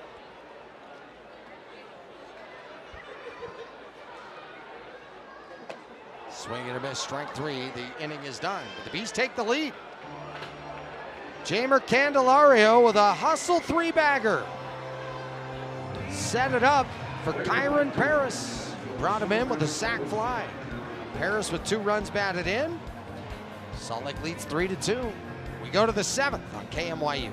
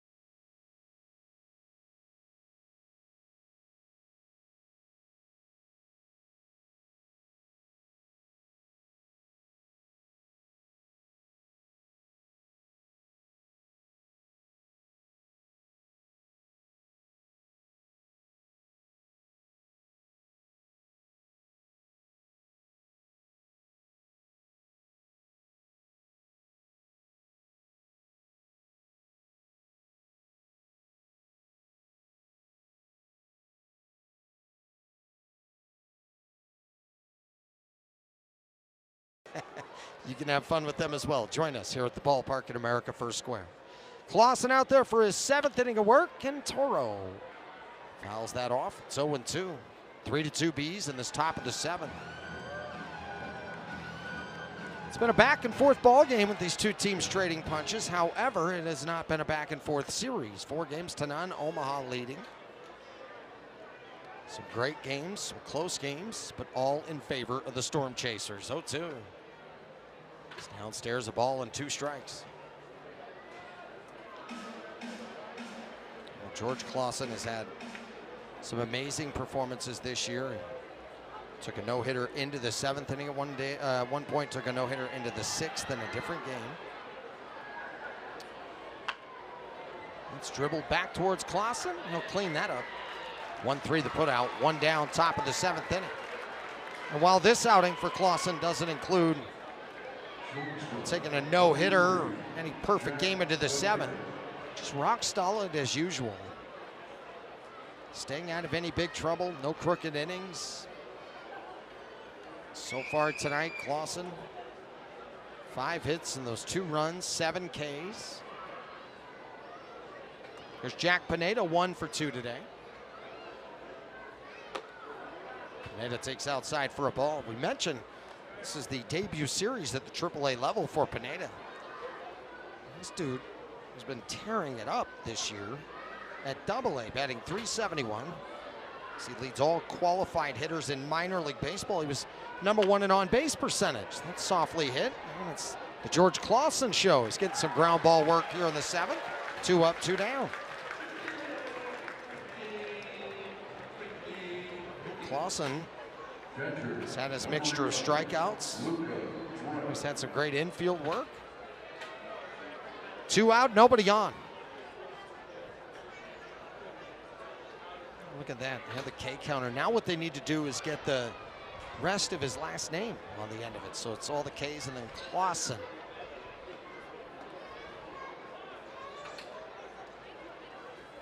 Trash swings and misses 0-1. Well, Clausen has had all the pitches working for him tonight. The fastball has been on point. It's kept hitters off balance. So we've watched 2 soft ground balls to start this inning. 0-1 is outside. 1-1.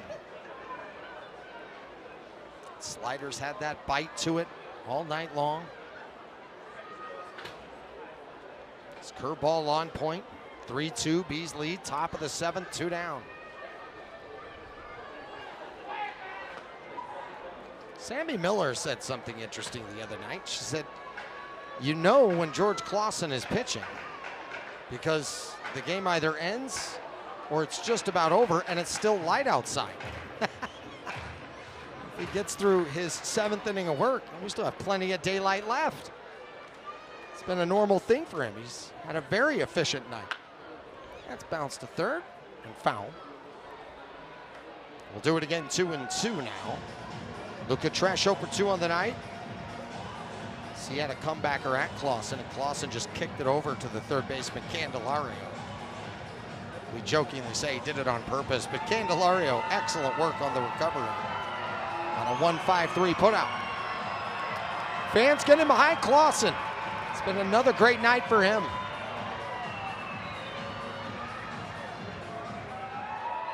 He's at 91 pitches. He's up 3-2. Clausen, knee up, foot down, fires. And it's down, the count is full.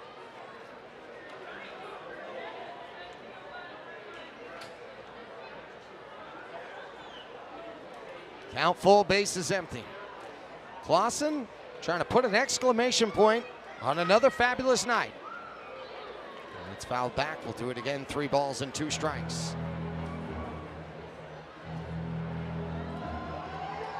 For George Clausen, after the early struggles, continued to flex, continued to persevere. 5 of his last 6 starts have been quality starts. It's fly to right. Marlowe coming on, and he plays it on a bounce. 2 out knock for Luca Tresh. Bring up Peyton Wilson, pitch count now at 94. Second baseman, number 1, Peyton Wilson. Peyton Wilson, 0 for 2 with a pair of Ks. 3-2 Bs, top 7, 2 down. Tresh with 1 stolen base on the year. Since bounce foul behind home plate, 0-1. There goes Gene the Machine, running behind home plate. One side to the other.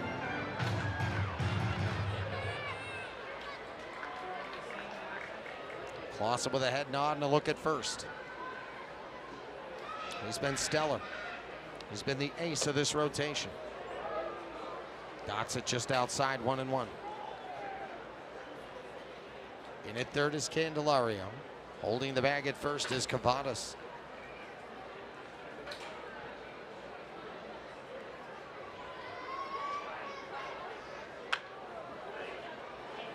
One and two, as that's bounced foul to the right side. Peyton Wilson, 2 hits last night. His only 2 hits of the series.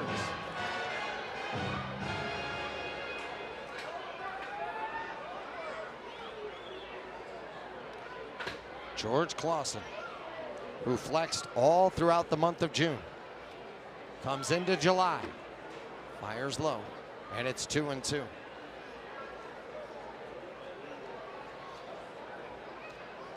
Time and time again, he's come up big for the Salt Lake Bees.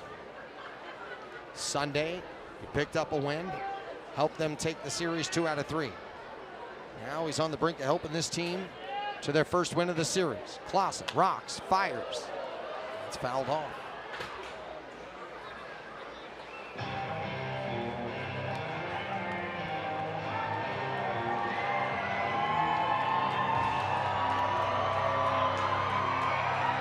Fans turning up the volume again for Clausen. Clausen, who's hit 99 pitches. It's fouled off the glove of Campero as he punches the glove off of his thigh. He wanted to squeeze that one. Now Clausen at 100.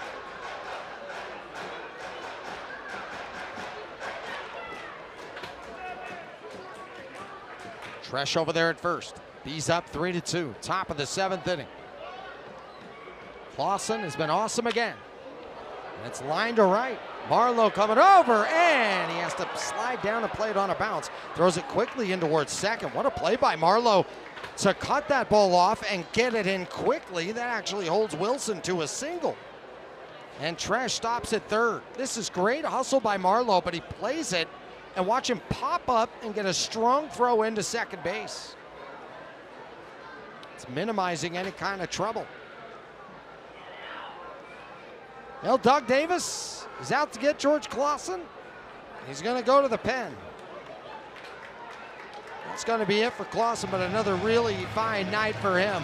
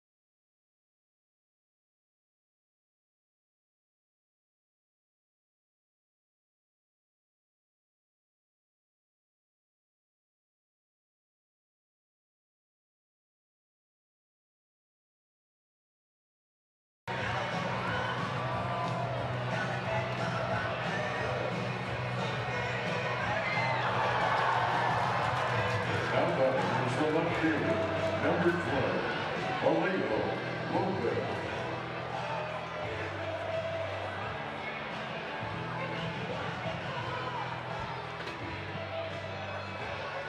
Taylor Saucedo on now for the Bees, while George Clausen exits. What is oh so important, the tying run at third with 2 down here in the 7th. First pitch to left from Isbell, and coming on to make the catch is going to be the left fielder Rada. So it was Lopez who came in for Isbell. He lines out to left. Clausen with another quality start. What can you say? Another great night for Clausen, another great night for the Bees here at the ballpark at America First Square. It's 3-2 Salt Lake as they're stretching in daybreak.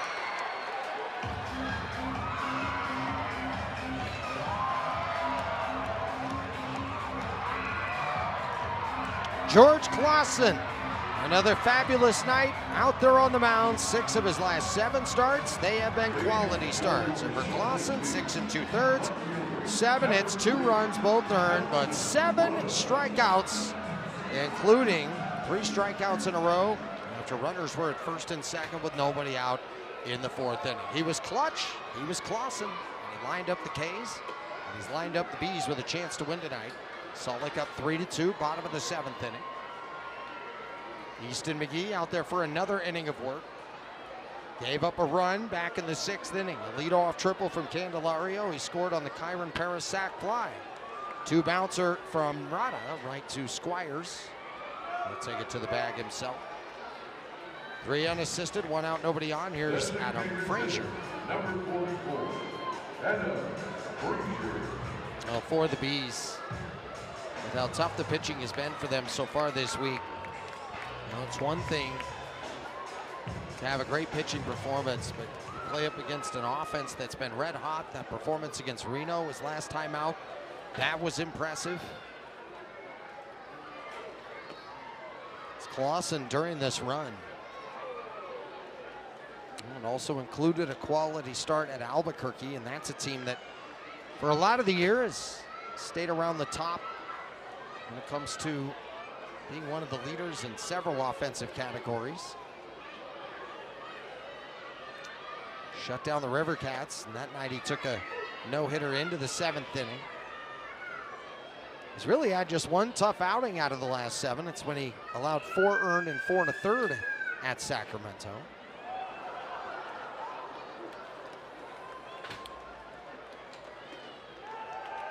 But it feels like forever ago now. From May 1st to May 20th, he was 0-2. He lasted just 8 total innings in 4 starts. He had an ERA of 19.13. Opponents batted .476 against him. Now in this last stretch, I mean, coming into tonight, in his previous 6 games, an ERA of 2.75, but opponents hitting .182 against him. Clausen tonight, you know, the inning I was most impressed with is when the first 2 reached, and then all of a sudden he struck out the next 3. And that was the meat of the order. Popped up foul. It was in that fourth inning.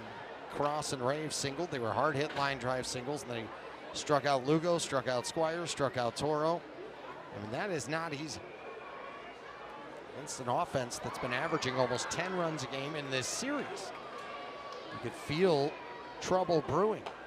As Frazier takes outside and the count's full. Frazier, who singled in the third inning.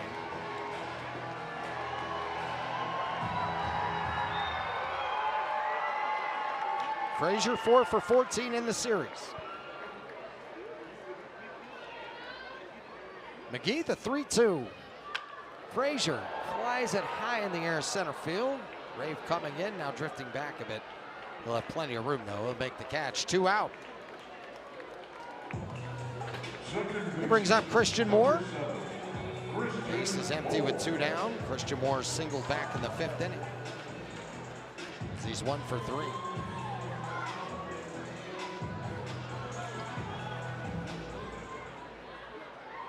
Christian Moore, who was the #1 prospect in the Angels organization last year, his AAA debut series against Omaha. And he gets his 2nd hit of the night, puts that in the gap. Coming over to cut it off Rave. Moore's going for 2, and the throw's wide right. 2 out double Christian Moore. That's double number 21 on the year for Christian. Now for Christian Moore. Love it when he gets a pitch he wants. That pitch was right there on the border inside. He just pulled it into left center field. Great job getting out of the box in a hurry. Rave did a great job to cut that off, but it would have to be a near perfect throw to get Christian. Christian Moore now in scoring position for Gustavo Campero. Campero 1 for 3 tonight. He has a double and a run scored. He's been exceptional in his career with runners in scoring position. Starts after it, left it alone as it was inside. Gustavo Campero, since he's been back with the Bees, 3 for 4 in these situations.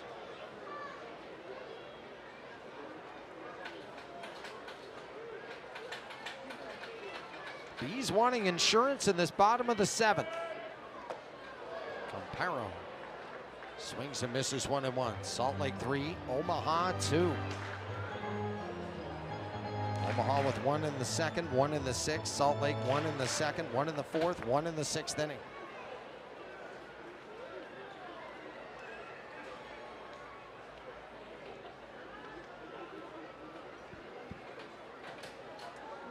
Moore the lead at 2nd.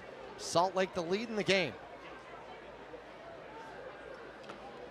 Campero takes low, and it's 2 balls and a strike. Now for Gustavo Campero, who wanted to do whatever it takes to see more time on the field.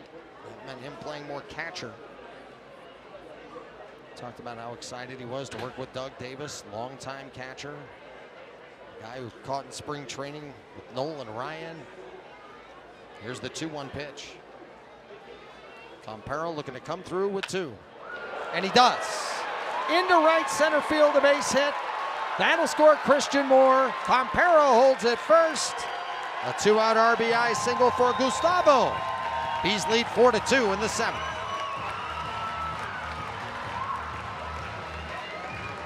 Feels like any inning, any situation when Campero comes up to the plate. Just feel like the odds are in his favor to do something productive. So good to see him healthy and see him out there again. I mentioned when he joined the Bees a couple of years ago, it gave them a jolt of energy. You could just feel the life that he was breathing into the lineup, into the clubhouse. So nobody's happier to be at the ballpark than Gustavo Campero. He does not have a stolen base attempt yet with the Bees. He is a threat to take off. The Bees with some great switch hitting options in their lineup. Throw over to first, and Campero's back. Candelario's one of them. He had that triple in the 6th that would come in to score. After this game was tied at 2 after the solo homer from Gavin Cross. Salt Lake played at 1 in the 6th and 1 here in the 7th inning. 4-2 Salt Lake. Knee high, outside corner called strike. Candelario. The call's a strike, the batter's challenging. You can see Candelario, he's so respectful. pitch did The just call is clip the confirmed. zone. Salt Lake City has one challenge remaining. Candelario was holding up to wait for Matt Blackbar to make the call as that just barely nips the zone. Candelario was holding up, waiting for him to make the call, and then tap it. It's like, go ahead and call it. I don't want to tap it while you're making the call. Here comes the 1-1 pitch. Skied high in the air. Right field. Cross going back. At the track. At the wall. It's gone. A rainbow over the right field wall. Jamer Candelario. And he gives the Bees a 6-2 lead now in the bottom of the 7th. The inning started 2 up, 2 down. The next 3 got on. They all got over, and they've all come in. 2-run homer, 4-run game. That ball hung up for a long time. And at no point did the crowd think it was gone immediately. Just kept on carrying. Candelario looking like a golfer after a tee shot, just kind of taking a look, trying to be sure. And it did get out for Candelario. That is his 8th home run with the Bees. Now has 37 runs batted in. Well, he sparked that 6th inning and helped give the lead back to Salt Lake. He helps give them a 4-run cushion now with that 2-run homer.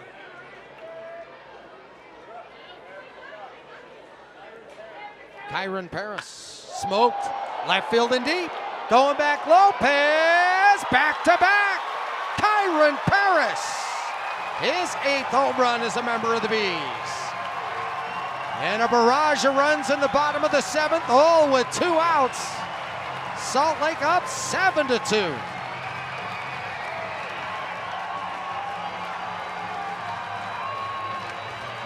Well, with this lineup right now, feels like any inning, with any number of outs, they're capable of doing something like this. This is a 4 spot after the first 2 were retired to start the frame. It doesn't matter if you start 2 up, 2 down. This offense has the ability to just put pressure on you. When they barrel them up, the ball goes a long way. Kyron Paris has just been outstanding. His 2nd home run of this series, but this month he has been flexing. All right, now it's Nico's turn. Takes a called strike. Nico Cavadas looking for his first hit of the series. Infield shifted right. See Nico put one on Betty's berm here. 0-2. Or 1-1, excuse me. Cade Marlowe on deck. Going Moore with a double. Pearl singles to bring him in, and then Candelario a 2-run homer. Paris a laser over the left field wall. 7-2 Salt Lake, bottom of the 7th, 2 down. It is 0-2, and it's outside. I was confused there. The scoreboard said one thing. I swore the count was another. I just assume I'm wrong, which is a good assumption.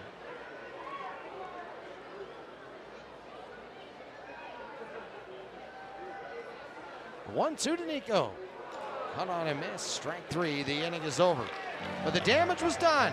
Jamer Candelario, his 8th homer of the season. That put the Bees up 6-2. And after that, Kyron Paris, his 8th homer of the season. 7-2 Salt Lake. We go to the 8th.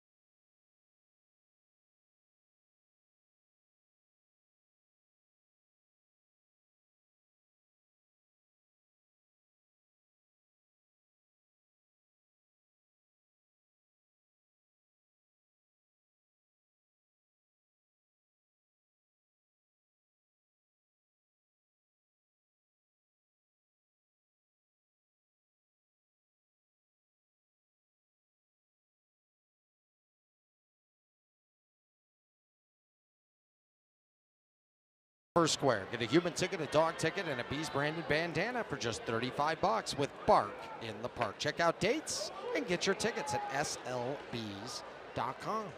Taylor Saucedo with his second pitch. It only took one pitch to get Alejo Lopez in the 7th. The Bees had a 1-run lead at that time. Now they're up by 5. It's 7-2. Swing and a miss from Gavin Cross. Cross homered back in the 6th inning. He's 2 for 3. Gavin Cross now with 20 multi-hit games since May 16, including 10 of his last 14. Gavin Cross, a .254 hitter when leading off an inning. That homer in the 6th was his second leadoff homer of the season. Saucedo the 1-2, and it's bounced softly towards Moore, the second baseman. Sidearm throw on the run in time. 1 out. Well, great moments here at the ballpark tonight, including a $250 putt. This gentleman, he's wearing the Los Abejos jersey for good reason. We have Los Abejos night tomorrow night. Look at that. He finished last in his fantasy football league, but he did win $250 tonight with that putt. And the celly was on from everybody. Now, I don't know what the punishment was for finishing last in fantasy football. It was not that. I think one of the reasons I don't play fantasy football, one, I'm busy with this time of the year. It's the one I was down 2-0. I think Sammy Miller plays fantasy football. I know a lot of the players will be involved in leagues. I'm just afraid of coming in last and having to play out whatever that is. Here's the 2-0. Sammy, have you known of bad punishments with finishing last in fantasy football? Oh, yes. Well, first off, let's just say I'm a pro, okay? I finish at least top 3 in almost every league I'm in. So I had never had to endure what, the possible punishments would be. But one of my favorites that was in our group at ASU was they would have to perform some sort of, whether it was, singing a song or maybe bringing out a guitar, but some sort of performance at the corner of Mill Avenue. If anyone knows ASU, Mill Avenue is the main street, and they couldn't leave that spot until they got $20. Tony, let's just say my good old friend Nick Elsner was there for a minute because I love him, but he can't sing, so he was there for a good old while. Well, no, wait a second. Does he get the chance to use, like, I don't know, some JBL speaker and do some karaoke as a walk to John Rave, 1 out, 1 on? Oh, no. What were the, you just have to go straight a cappella? Straight a cappella, nothing fancy. It was quite literally him standing on a corner, nothing else. And I was laughing so hard, Tony. I felt like a horrible friend, but you know what? You lose, you lose. You have to be a good sport about it. See, and that's the tough part is I would be a good sport about it. I'm just afraid. I think the first thing I'd want to know is, all right, what happens if I finish last? Let's start there. Lugo swings and misses 0-1. Because that would make my decision for me. I know I'm not going to win the whole thing. Not really my strength, I would say, is playing fantasy football. And I haven't played it in a while, to be honest. But I see what happens at these parades where people have a big sign on them that says, I'm bad at fantasy football, or I don't know, these public embarrassments. I think what the grounds crew they had to sing the national anthem here. Oh yeah, during batting practice, and no one knew. There's a few people, the insiders knew what was going on, but all the players had no idea. We were all dying laughing. It was quite literally so funny. Almost got hit with the ball there, Tony. Have to be on guard down here. But yeah, it was amazing. Well, some of my friends, I think they would get way too creative at the embarrassment that would come with it. No, I'm terrified of that. So that guy there, he won $250 putting, so that had to feel much better. And I'm always worried about that. Okay, so I think, how long would it take you to make the $20 singing, do you think, Sammy? I mean, I have a voice like an angel. I'm just kidding. It is absolutely horrific. But I think that, I would bring some personality, maybe throw a few jokes in. Dave Joseph, our other in-game host, is hilarious, so he's given me a few dad jokes along the way. Okay. So I feel like straight singing, yeah, I'll be there for a whole day probably, but I would try to use my resources and try to spark up something. I would sing the lyrics telling everybody I needed $20 to get out of this problem, and then I would give them $40 later. You're a smart man, Tony Parks. That's the move. 1-2 the count, 1 out, 7-2. Bees on top, top of the 8th. Matthew Lugo, former Salt Lake Bee in the box. Takes high 2-2. Did you ever have somebody pull a prank on you at the ballpark the way KJ did with Matthew Lugo when he got called up and he pulled him out of the game and made him think that he didn't hustle? I'm thinking right now. Nothing's sticking out to me. I think a lot of times, sometimes the players will be like, "Oh, there's a ball coming," and then I'll like jump out of the way because I'm so scared down here. But that's a usual occurrence. Nothing's standing out to me right now. What about you? Anything that's happened? We made Bumble believe he was being called down to single A once. That was all time. Yeah, that's incredible. Much longer. Everybody was in on it. It built up for months. I mean, his wife was in on it. We had a lot of fun building up the whole thing, and I mean, it was too perfect, and it was funny, and it ended really well. Lighthearted, obviously, not cruel in any way. Here's Brett Squires. Foul tipped into the glove, 0-1. But no, we had him, and the former GM, Mark Amicone, did a magnificent job just playing it off like you would in any situation. Yeah, he's dealt with a lot of players in his career. One of the best. I one time had a lineup for Jeff Reeves, our PA announcer, to read well before a game. Some of the names that he read off got a look from guys out there during batting practice as we were doing a sound check. So we've had some lighthearted fun. Oh, trust me, they got me a few times. Pitches outside. It's a long season. You got to have some fun. You have to bring some spark to the everyday. I love it. Oh, yeah. And the pranks, they were always good. You knew, and the culture here at the ballpark was so good, you knew that whoever was pranking you genuinely liked you and that it just made it a lot of fun. And they would keep it light, make you panic just a little bit. But KJ said, anytime I called somebody up, I had to find a way to mess with them just a little bit. It's skied in the air to right. Going back is Marlowe. Is that the track? Is that the wall? It's going to go. 2-run home run, Brett Squires. And the 5-run lead for Salt Lake. It is down to 3. Second home run of the series for Squires. That's his first hit of the night. It's 7-4 here in the 8th.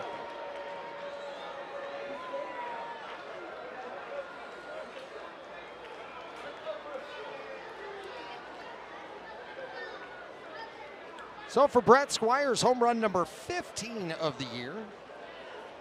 46 runs batted in. His last 24 games, now hitting .333. He certainly got underneath it. Salcedo, I think he knew it before we did. He put it high in the air. Thought for a moment Marlowe might have room, but it just kept carrying. It's going to be it for Salcedo. Abraham Toro coming to the plate when we return. I'll tell you, new Salt Lake Bees pitcher. We come back, 7-4 Salt Lake. Jared Southern coming on for the Bees.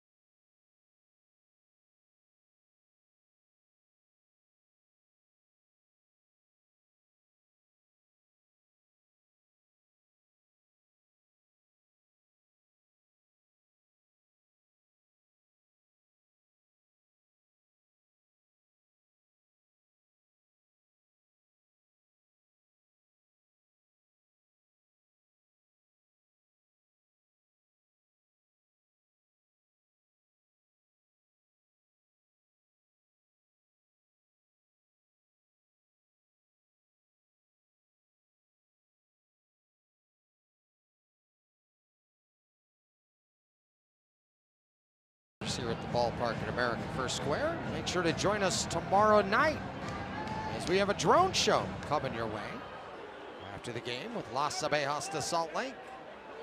6:05 first pitch. We'll be on the air at 6 o'clock right here on KMYU. Toro is the first batter that Jared Southard will face. That outing for Taylor Saucedo, one complete inning, walked one, and gave up the 2-run homer to Squires. Pitch is inside, 2 balls and no strikes. Abraham Toro, a 3-hit night last night, including 2 home runs. For Salt Lake, they put up a 4 spot in the bottom of the 7th. All 4 of those runs scored after the first 2 were retired. And Omaha trying to put together some more runs with 2 out and nobody on in this top of the 8th inning. Since May 12th, Abraham Toro, first in slug there in the International League. 47 runs batted in since then. That is 6th in the IL. Batting .326 in that time. Some great offensive weapons for Omaha. Averaging just under 10 runs a game in this series. They've been held to 4 tonight. Foul tipped into the glove, 3-2. Toro just got underneath that one barely. Fouled it into the glove of Campero. Bases loaded, or bases empty, count full.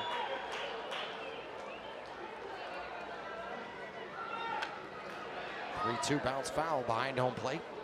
We'll do it again, 3 balls and 2 strikes. Jack Pineda standing on deck, he's 1 for 3.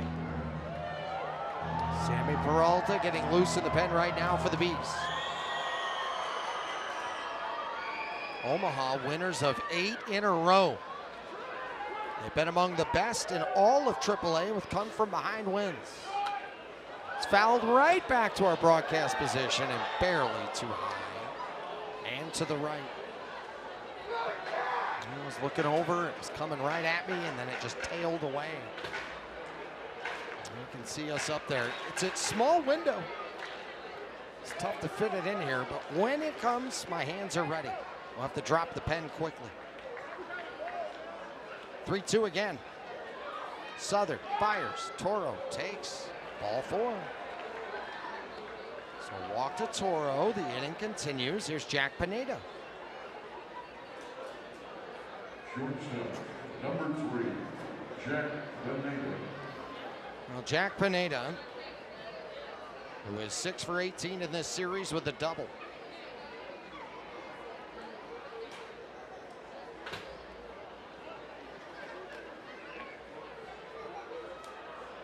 Southern trying to keep this at a 3-run game, which is inside. When Southern first joined the Bees last season, 8 straight scoreless appearances. You can feel him changing the bullpen. And a great stretch earlier in this season, which included a game where he shut a team down for 3 1/3. It's bounced foul over by the first base on deck circle, and it's 1-1. Jared Southard at his best. You just feel it surging. Could eventually at some point be a great weapon for the Angels bullpen. And he's had his streaky moments up and down. Just trying to get out of this 8th. That's low, and it's off the glove of the catcher, Campero.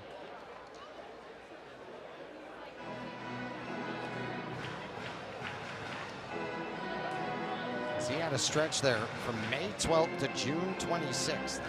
14 games, 21 innings. He allowed just 1 earned run. He had a microscopic ERA of .43, and opponents hit just 176 against him. He pitched a scoreless 6th the other night. He also pitched a scoreless 1 1/3 back on Tuesday. 3 balls and a strike now to Pineda. That's a great sign, by the way, for Southern after what had been, just a rough stretch at the very end of June and into the first part of July.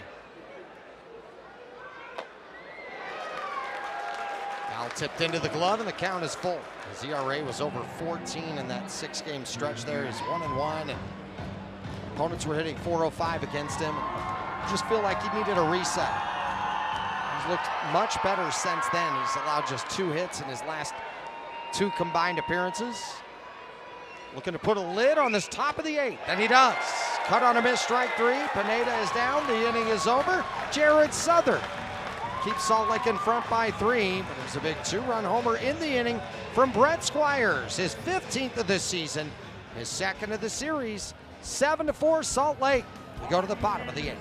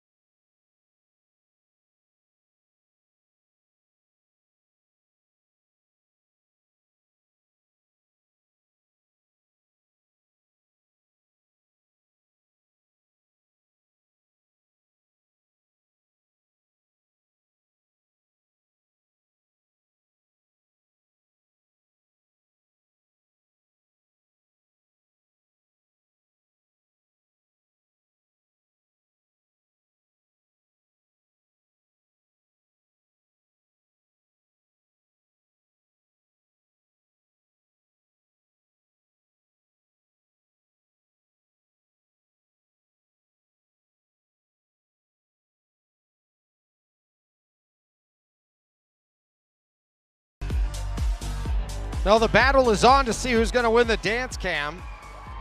Now the hands are up, but the shirt is off for this guy. The tongue is out, his celebration is on. And he's the winner here, as they were doing 80s in the 8th.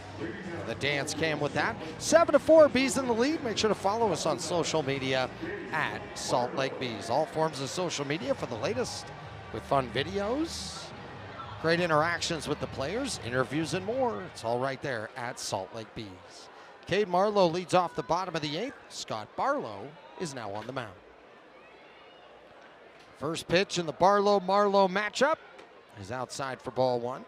Marlowe 1 for 3 with a stolen base.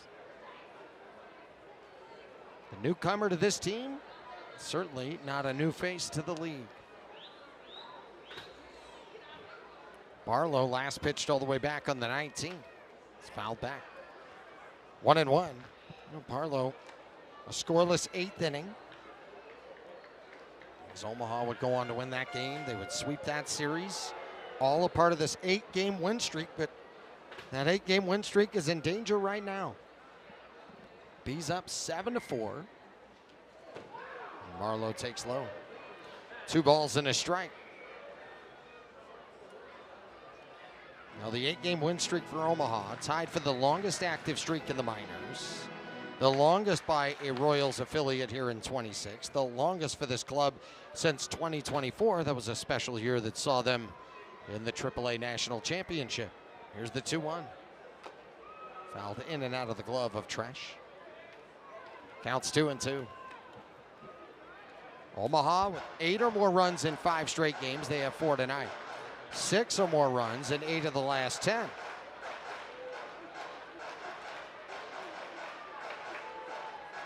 They've won 9 of their last 10 overall going back to July 10th.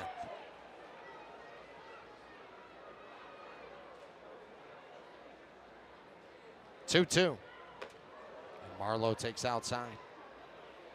3 balls and 2 strikes. Well, it's so strange too, because Omaha, they had a losing month in May, they had a losing month in June, and all of a sudden they have come to life in July. Marlowe smashes high and deep to right. Welcome to Salt Lake, Cade Marlowe. His 2nd home run in as many games. He's made it 8-4, Salt Lake in the bottom of the 8th. Well, he's done it enough against the Bees. Great to see him now do this with the Bees. This guy can get hot in a hurry. And he plays at all-star caliber level, but at his best, he's low-key MVP level when he really starts to barrel it up. And he's played that way against Salt Lake in the past, and in this ballpark, he's been stellar, hitting .382 in the previous 9 games here in this stadium. This ball hit high in the air down the right field line, going over cross, runs out of room. Well, it's so much fun to see Cade Marlowe, and when you have a guy like Marlowe in your 8 or 9 spot, you have something cooking with your offense. And the offense certainly hasn't been the problem for the Bees in this series. In 4 of the first 5 games now, they have 7 or more runs. In 3 of them, they have 8 or more. Outside. George Clausen had a quality start tonight, 6th time in his last 7 games. And while you don't always need a Q start from a starter, what you do need is pitching that can give this team a chance to win. They've done that tonight, and the offense has delivered. Yolmer Sanchez 0 for 3. Yolmer Sanchez, the only member of the lineup not to reach. Let's see if we can change that here in the bottom of the 8th. Here's the 1-2. Sanchez to left. Lopez coming in. He'll put on the brakes and make the catch. 1 out, bottom of the 8th. It brings up Nelson Rada. Rada's 1 for 4 tonight. He has 30 multi-hit games, that being Nelson Rada. If he gets a knock here, that'll make it 31. He has multiple hits in 4 of his previous 5. When you have the top of the order doing what Nelson does, you have Christian Moore, and now you have Campero, and guys like Candelario and Paris, company all just stacked up ready. This offense can roll it up on you in a hurry. We watched it in the 7th. As the Bees played at 4 runs. If you go to the end of the 7th and into the 8th, they had 5 out of 6 get on, and all 5 of them scored. Bounce to the right side. Wilson ranging over from the grass. We'll throw out Rada. 2 out. Nobody on. 8-4 Salt Lake. Comes Adam Frazier. 1 for 4. Well, Adam Frazier on this rehab assignment. The number one thing, how is he feeling? Looks good out there. Talked to him before the game. Talked about how he's feeling good out there. Interesting to see what he'll be at the late part of the year there with the Angels, and also which members of this Bees team will get that late season call up. So many are going to be so deserving, especially when you look at their production, their improvement. Early in the year, Salt Lake had a lineup that was just stacked with great talent. You had Donovan Walton, Trey Mancini. I mean, Jose Siri was batting 7th a lot of times. Nick Madrigal. I mean, the names went on, and it was fun to watch them put up big numbers. Right now, this offense is replicating a lot of that. Maybe some of the guys in the lineup don't have some of the number of major league games that early season lineup had, but what it does have is a lot of versatility, speed, opposite field hitting ability, switch hitting ability. Doug Davis has a lot to work with here. 2-1 is cut on and missed. And night after night, just like the early part of the season, you're going to have guys not in the lineup that are really good. Ben Gobel's not in the lineup tonight. Pablo Reyes is not in the lineup tonight. And those guys have been terrific. 2 out, nobody on, the 2-2. And it's lined fair down the left field line. Extra bases for Adam Frazier. His 2nd hit of the night is a 2-out double in the 8th. Frazier's 2nd double while he's been with Salt Lake during this rehab assignment. Just a nice poke the other way. They had the shift on, and that ball just barely drops inside the line.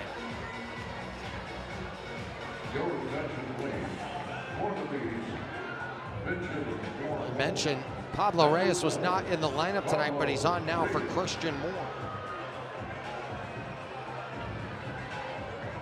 So Pablo Reyes batting for Moore. 2 out, 8-4 Salt Lake, bottom of the 8th inning. Reyes was 0 for 4 last night, but got on twice, had a stolen base, and scored. Reyes takes down, it goes off of the glove of Tresh to the backstop. And going second to third will be Frazier. Oh, Tresh thought he had it. He looked in the glove and it was empty. It'll be a wild pitch. You just have one of those moments. You take a look at the glove and he was like so startled by it and realized it was behind him. One of those that pinched below the glove and on the ground.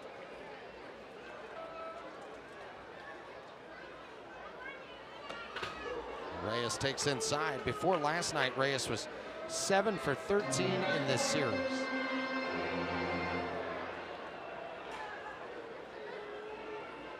Hitting .415 in the month of July. July is hot, Reyes is hot. The Bees are up 8-4 tonight, and Reyes flies it foul right side. 2-1.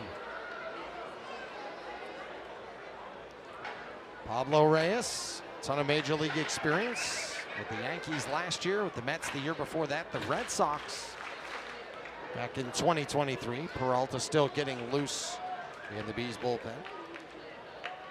Frazier at third, 2 down. Bees up 8-4. Reyes takes a strike on the inside part of the plate. He does tap his helmet. The Even call an is a strike, extra the bat is pause there. challenging. He didn't do like the multiple taps. He just almost tapped one time. Yeah, Reyes was wrong. The He was call's on the confirmed. corner. Salt Lake City is out of challenges. So the Bees out of challenges.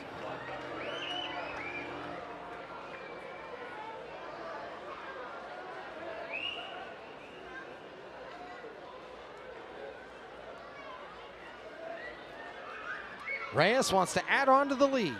Swings and misses, strike 3. The inning is over. But the lead is up to 4. Cade Marlowe, back-to-back nights with a home run. He flies one out to Betty's berm. Salt Lake leads 8-4. Last call for Omaha. We go to the ninth.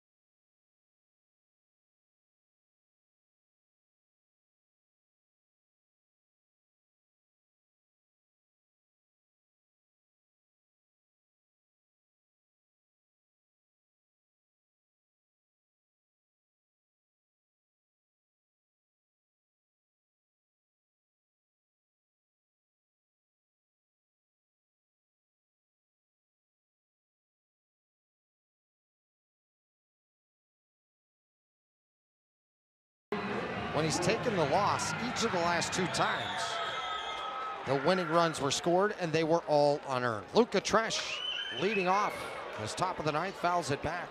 0-1. Ort has been very reliable. Not just making excuses for him.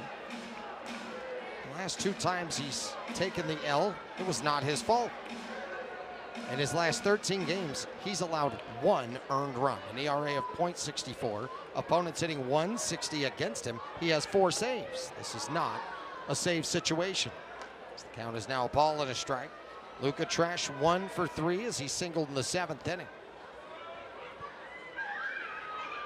But Ort has just been rock solid.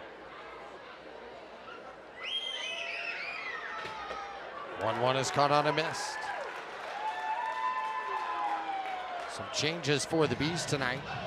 Now defensively, Reyes is now in left field. So while Reyes is in left, Rada goes from left field to center field. That moves Paris from center field to second base. The 1-2. 1 out. A backwards K will start things off here in the top of the 9th. The pitch was money. Caleb Ort has just been pitching with this incredible amount of confidence. Forget which outing it was. He had one of those nights where he just rocked back and threw straight heat over and over and over again. Hitters were not able to catch up to him. Peyton Wilson in the air, right field. Ranging to his right is Marlowe. 2 down. And Omaha down to their final out. 8-4 Salt Lake in this top of the 9th inning. Here is Alejo Lopez, the newcomer to Omaha. Lopez, flight out to left field, his only time up. Earlier tonight, Isbell was 0 for 3. 4 runs, 8 hits, 2 errors for Omaha. 8 runs, 13 hits, and no errors for Salt Lake.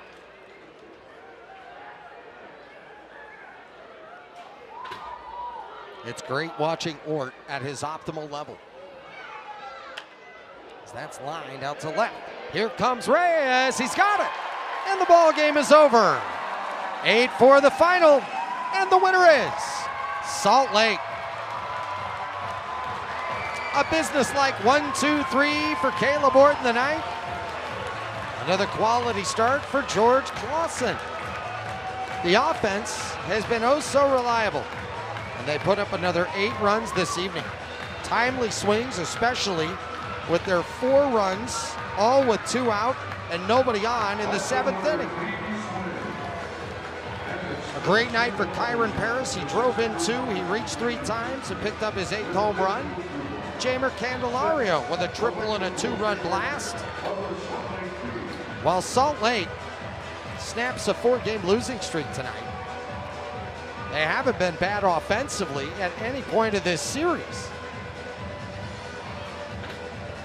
And while they get their first win of this series tonight, they look to make it 2 in a row tomorrow night with Las Abejas to Salt Lake in the series finale. Well, you should feel good about this one. Tonight is Clausen with another Q start. Saucedo took on the 7th, the end of the 7th, and some of the 8th. Jared Souther did a nice job to close down business in the 8th. Kyron Paris had a fabulous night. He's with Sammy Miller. Kyron, after some tough losses this week, what did it take for this group to bounce back and return to the win column? I think we just showed our grit tonight, just putting together good at-bats, playing good defense, and the pitchers came through. Clausen did an amazing job, and, he was shutting it down, so we were able to pull out the win. And Jamer Candelario hit the 2-run homer, and I think we all blinked, and then you absolutely blasted that homer. So what did you take from Jamer's AB that helped you in your own? Just his patience. He had a close call, and then after that, he got the pitch that he wanted, and it was the same for me, a close call, and then I got the pitch that I wanted, so just his patience. And Kyron, you have been unstoppable this month, hitting .406. Also, you launched your 7th homer of July tonight. What do you attribute all this success to? Just working with our hitting staff and just being consistent and really finding who I am as a hitter and just showing up every day and working. And for you, you also showed off your high baseball IQ, whether that was along the bases, finding the gaps. So how much pride do you take in that part of your game? A lot. It's It's a lot of assets to the game, so I just try to cover them all and on a nightly basis and, just show up and help the team win. And I think we're all running out of adjectives to describe George Clawson's dominance. How much do you love playing behind him? Oh, it's a pleasure to watch. Just how electric he is, up to 100, sliders 90 miles an hour. It's nasty. So it's fun to play behind and better behind him than in the box. Well, thank you so much. And no water dump as well. No water dump. We got lucky. Congrats on the win. Thank you. It was a special night in every way, and he's a special player. Thanks so much to Kyron Paris for a few minutes after the game. Kyron Paris with his 8th home run of the season. Boy, this has just been a great month for him. Shining all the way through. Lost the armor, but he paid for it with a solo shot home run. Bees win 8-4. They get their first win of the series. The Salt Lake Bees postgame show is coming up next here on KMYU.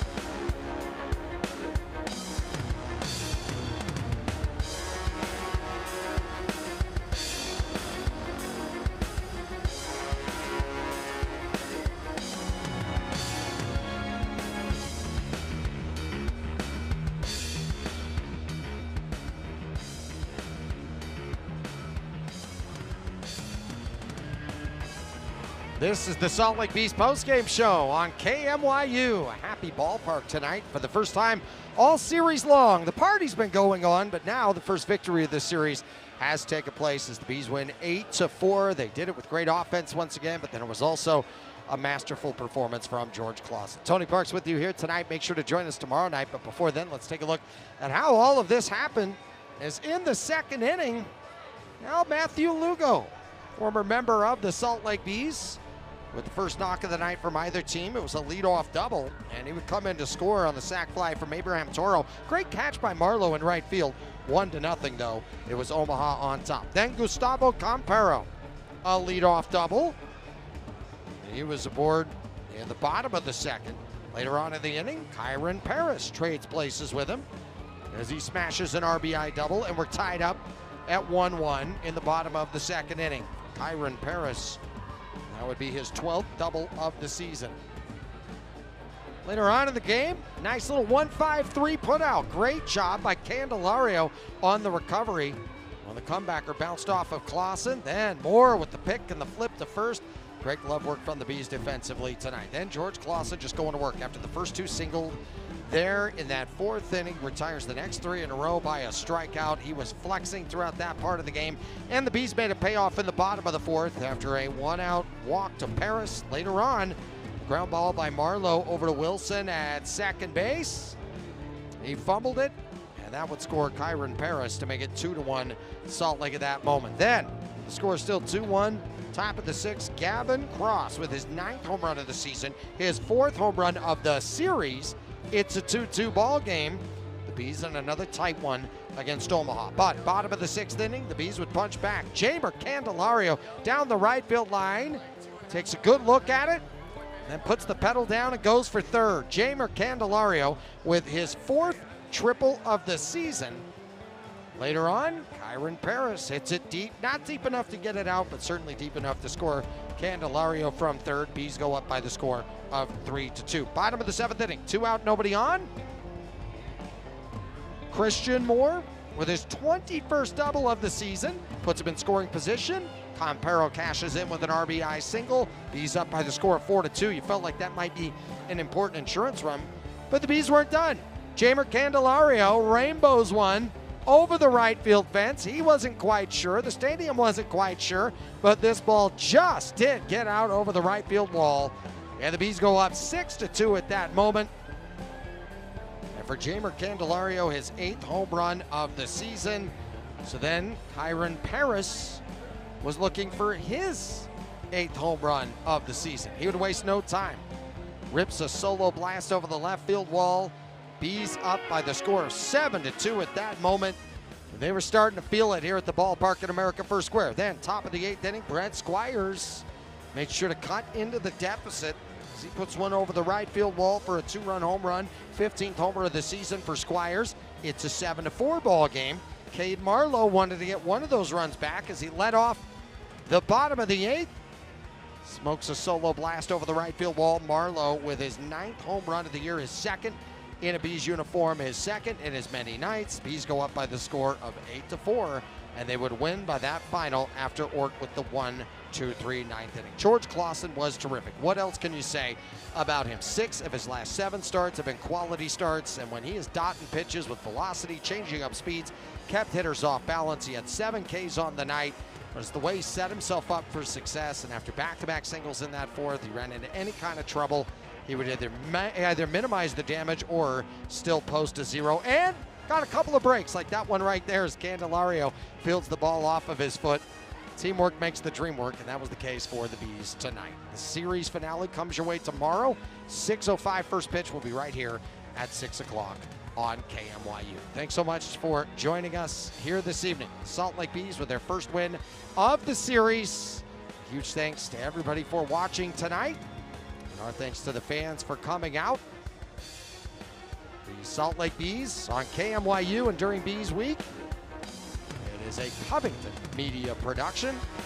For Sammy Miller, I'm Tony Parks. Thanks so much once again for joining us here in Daybreak. We'll talk to you tomorrow night. Final score, once again, from the ballpark at America First Square, 8-4. And the winner is Salt Lake.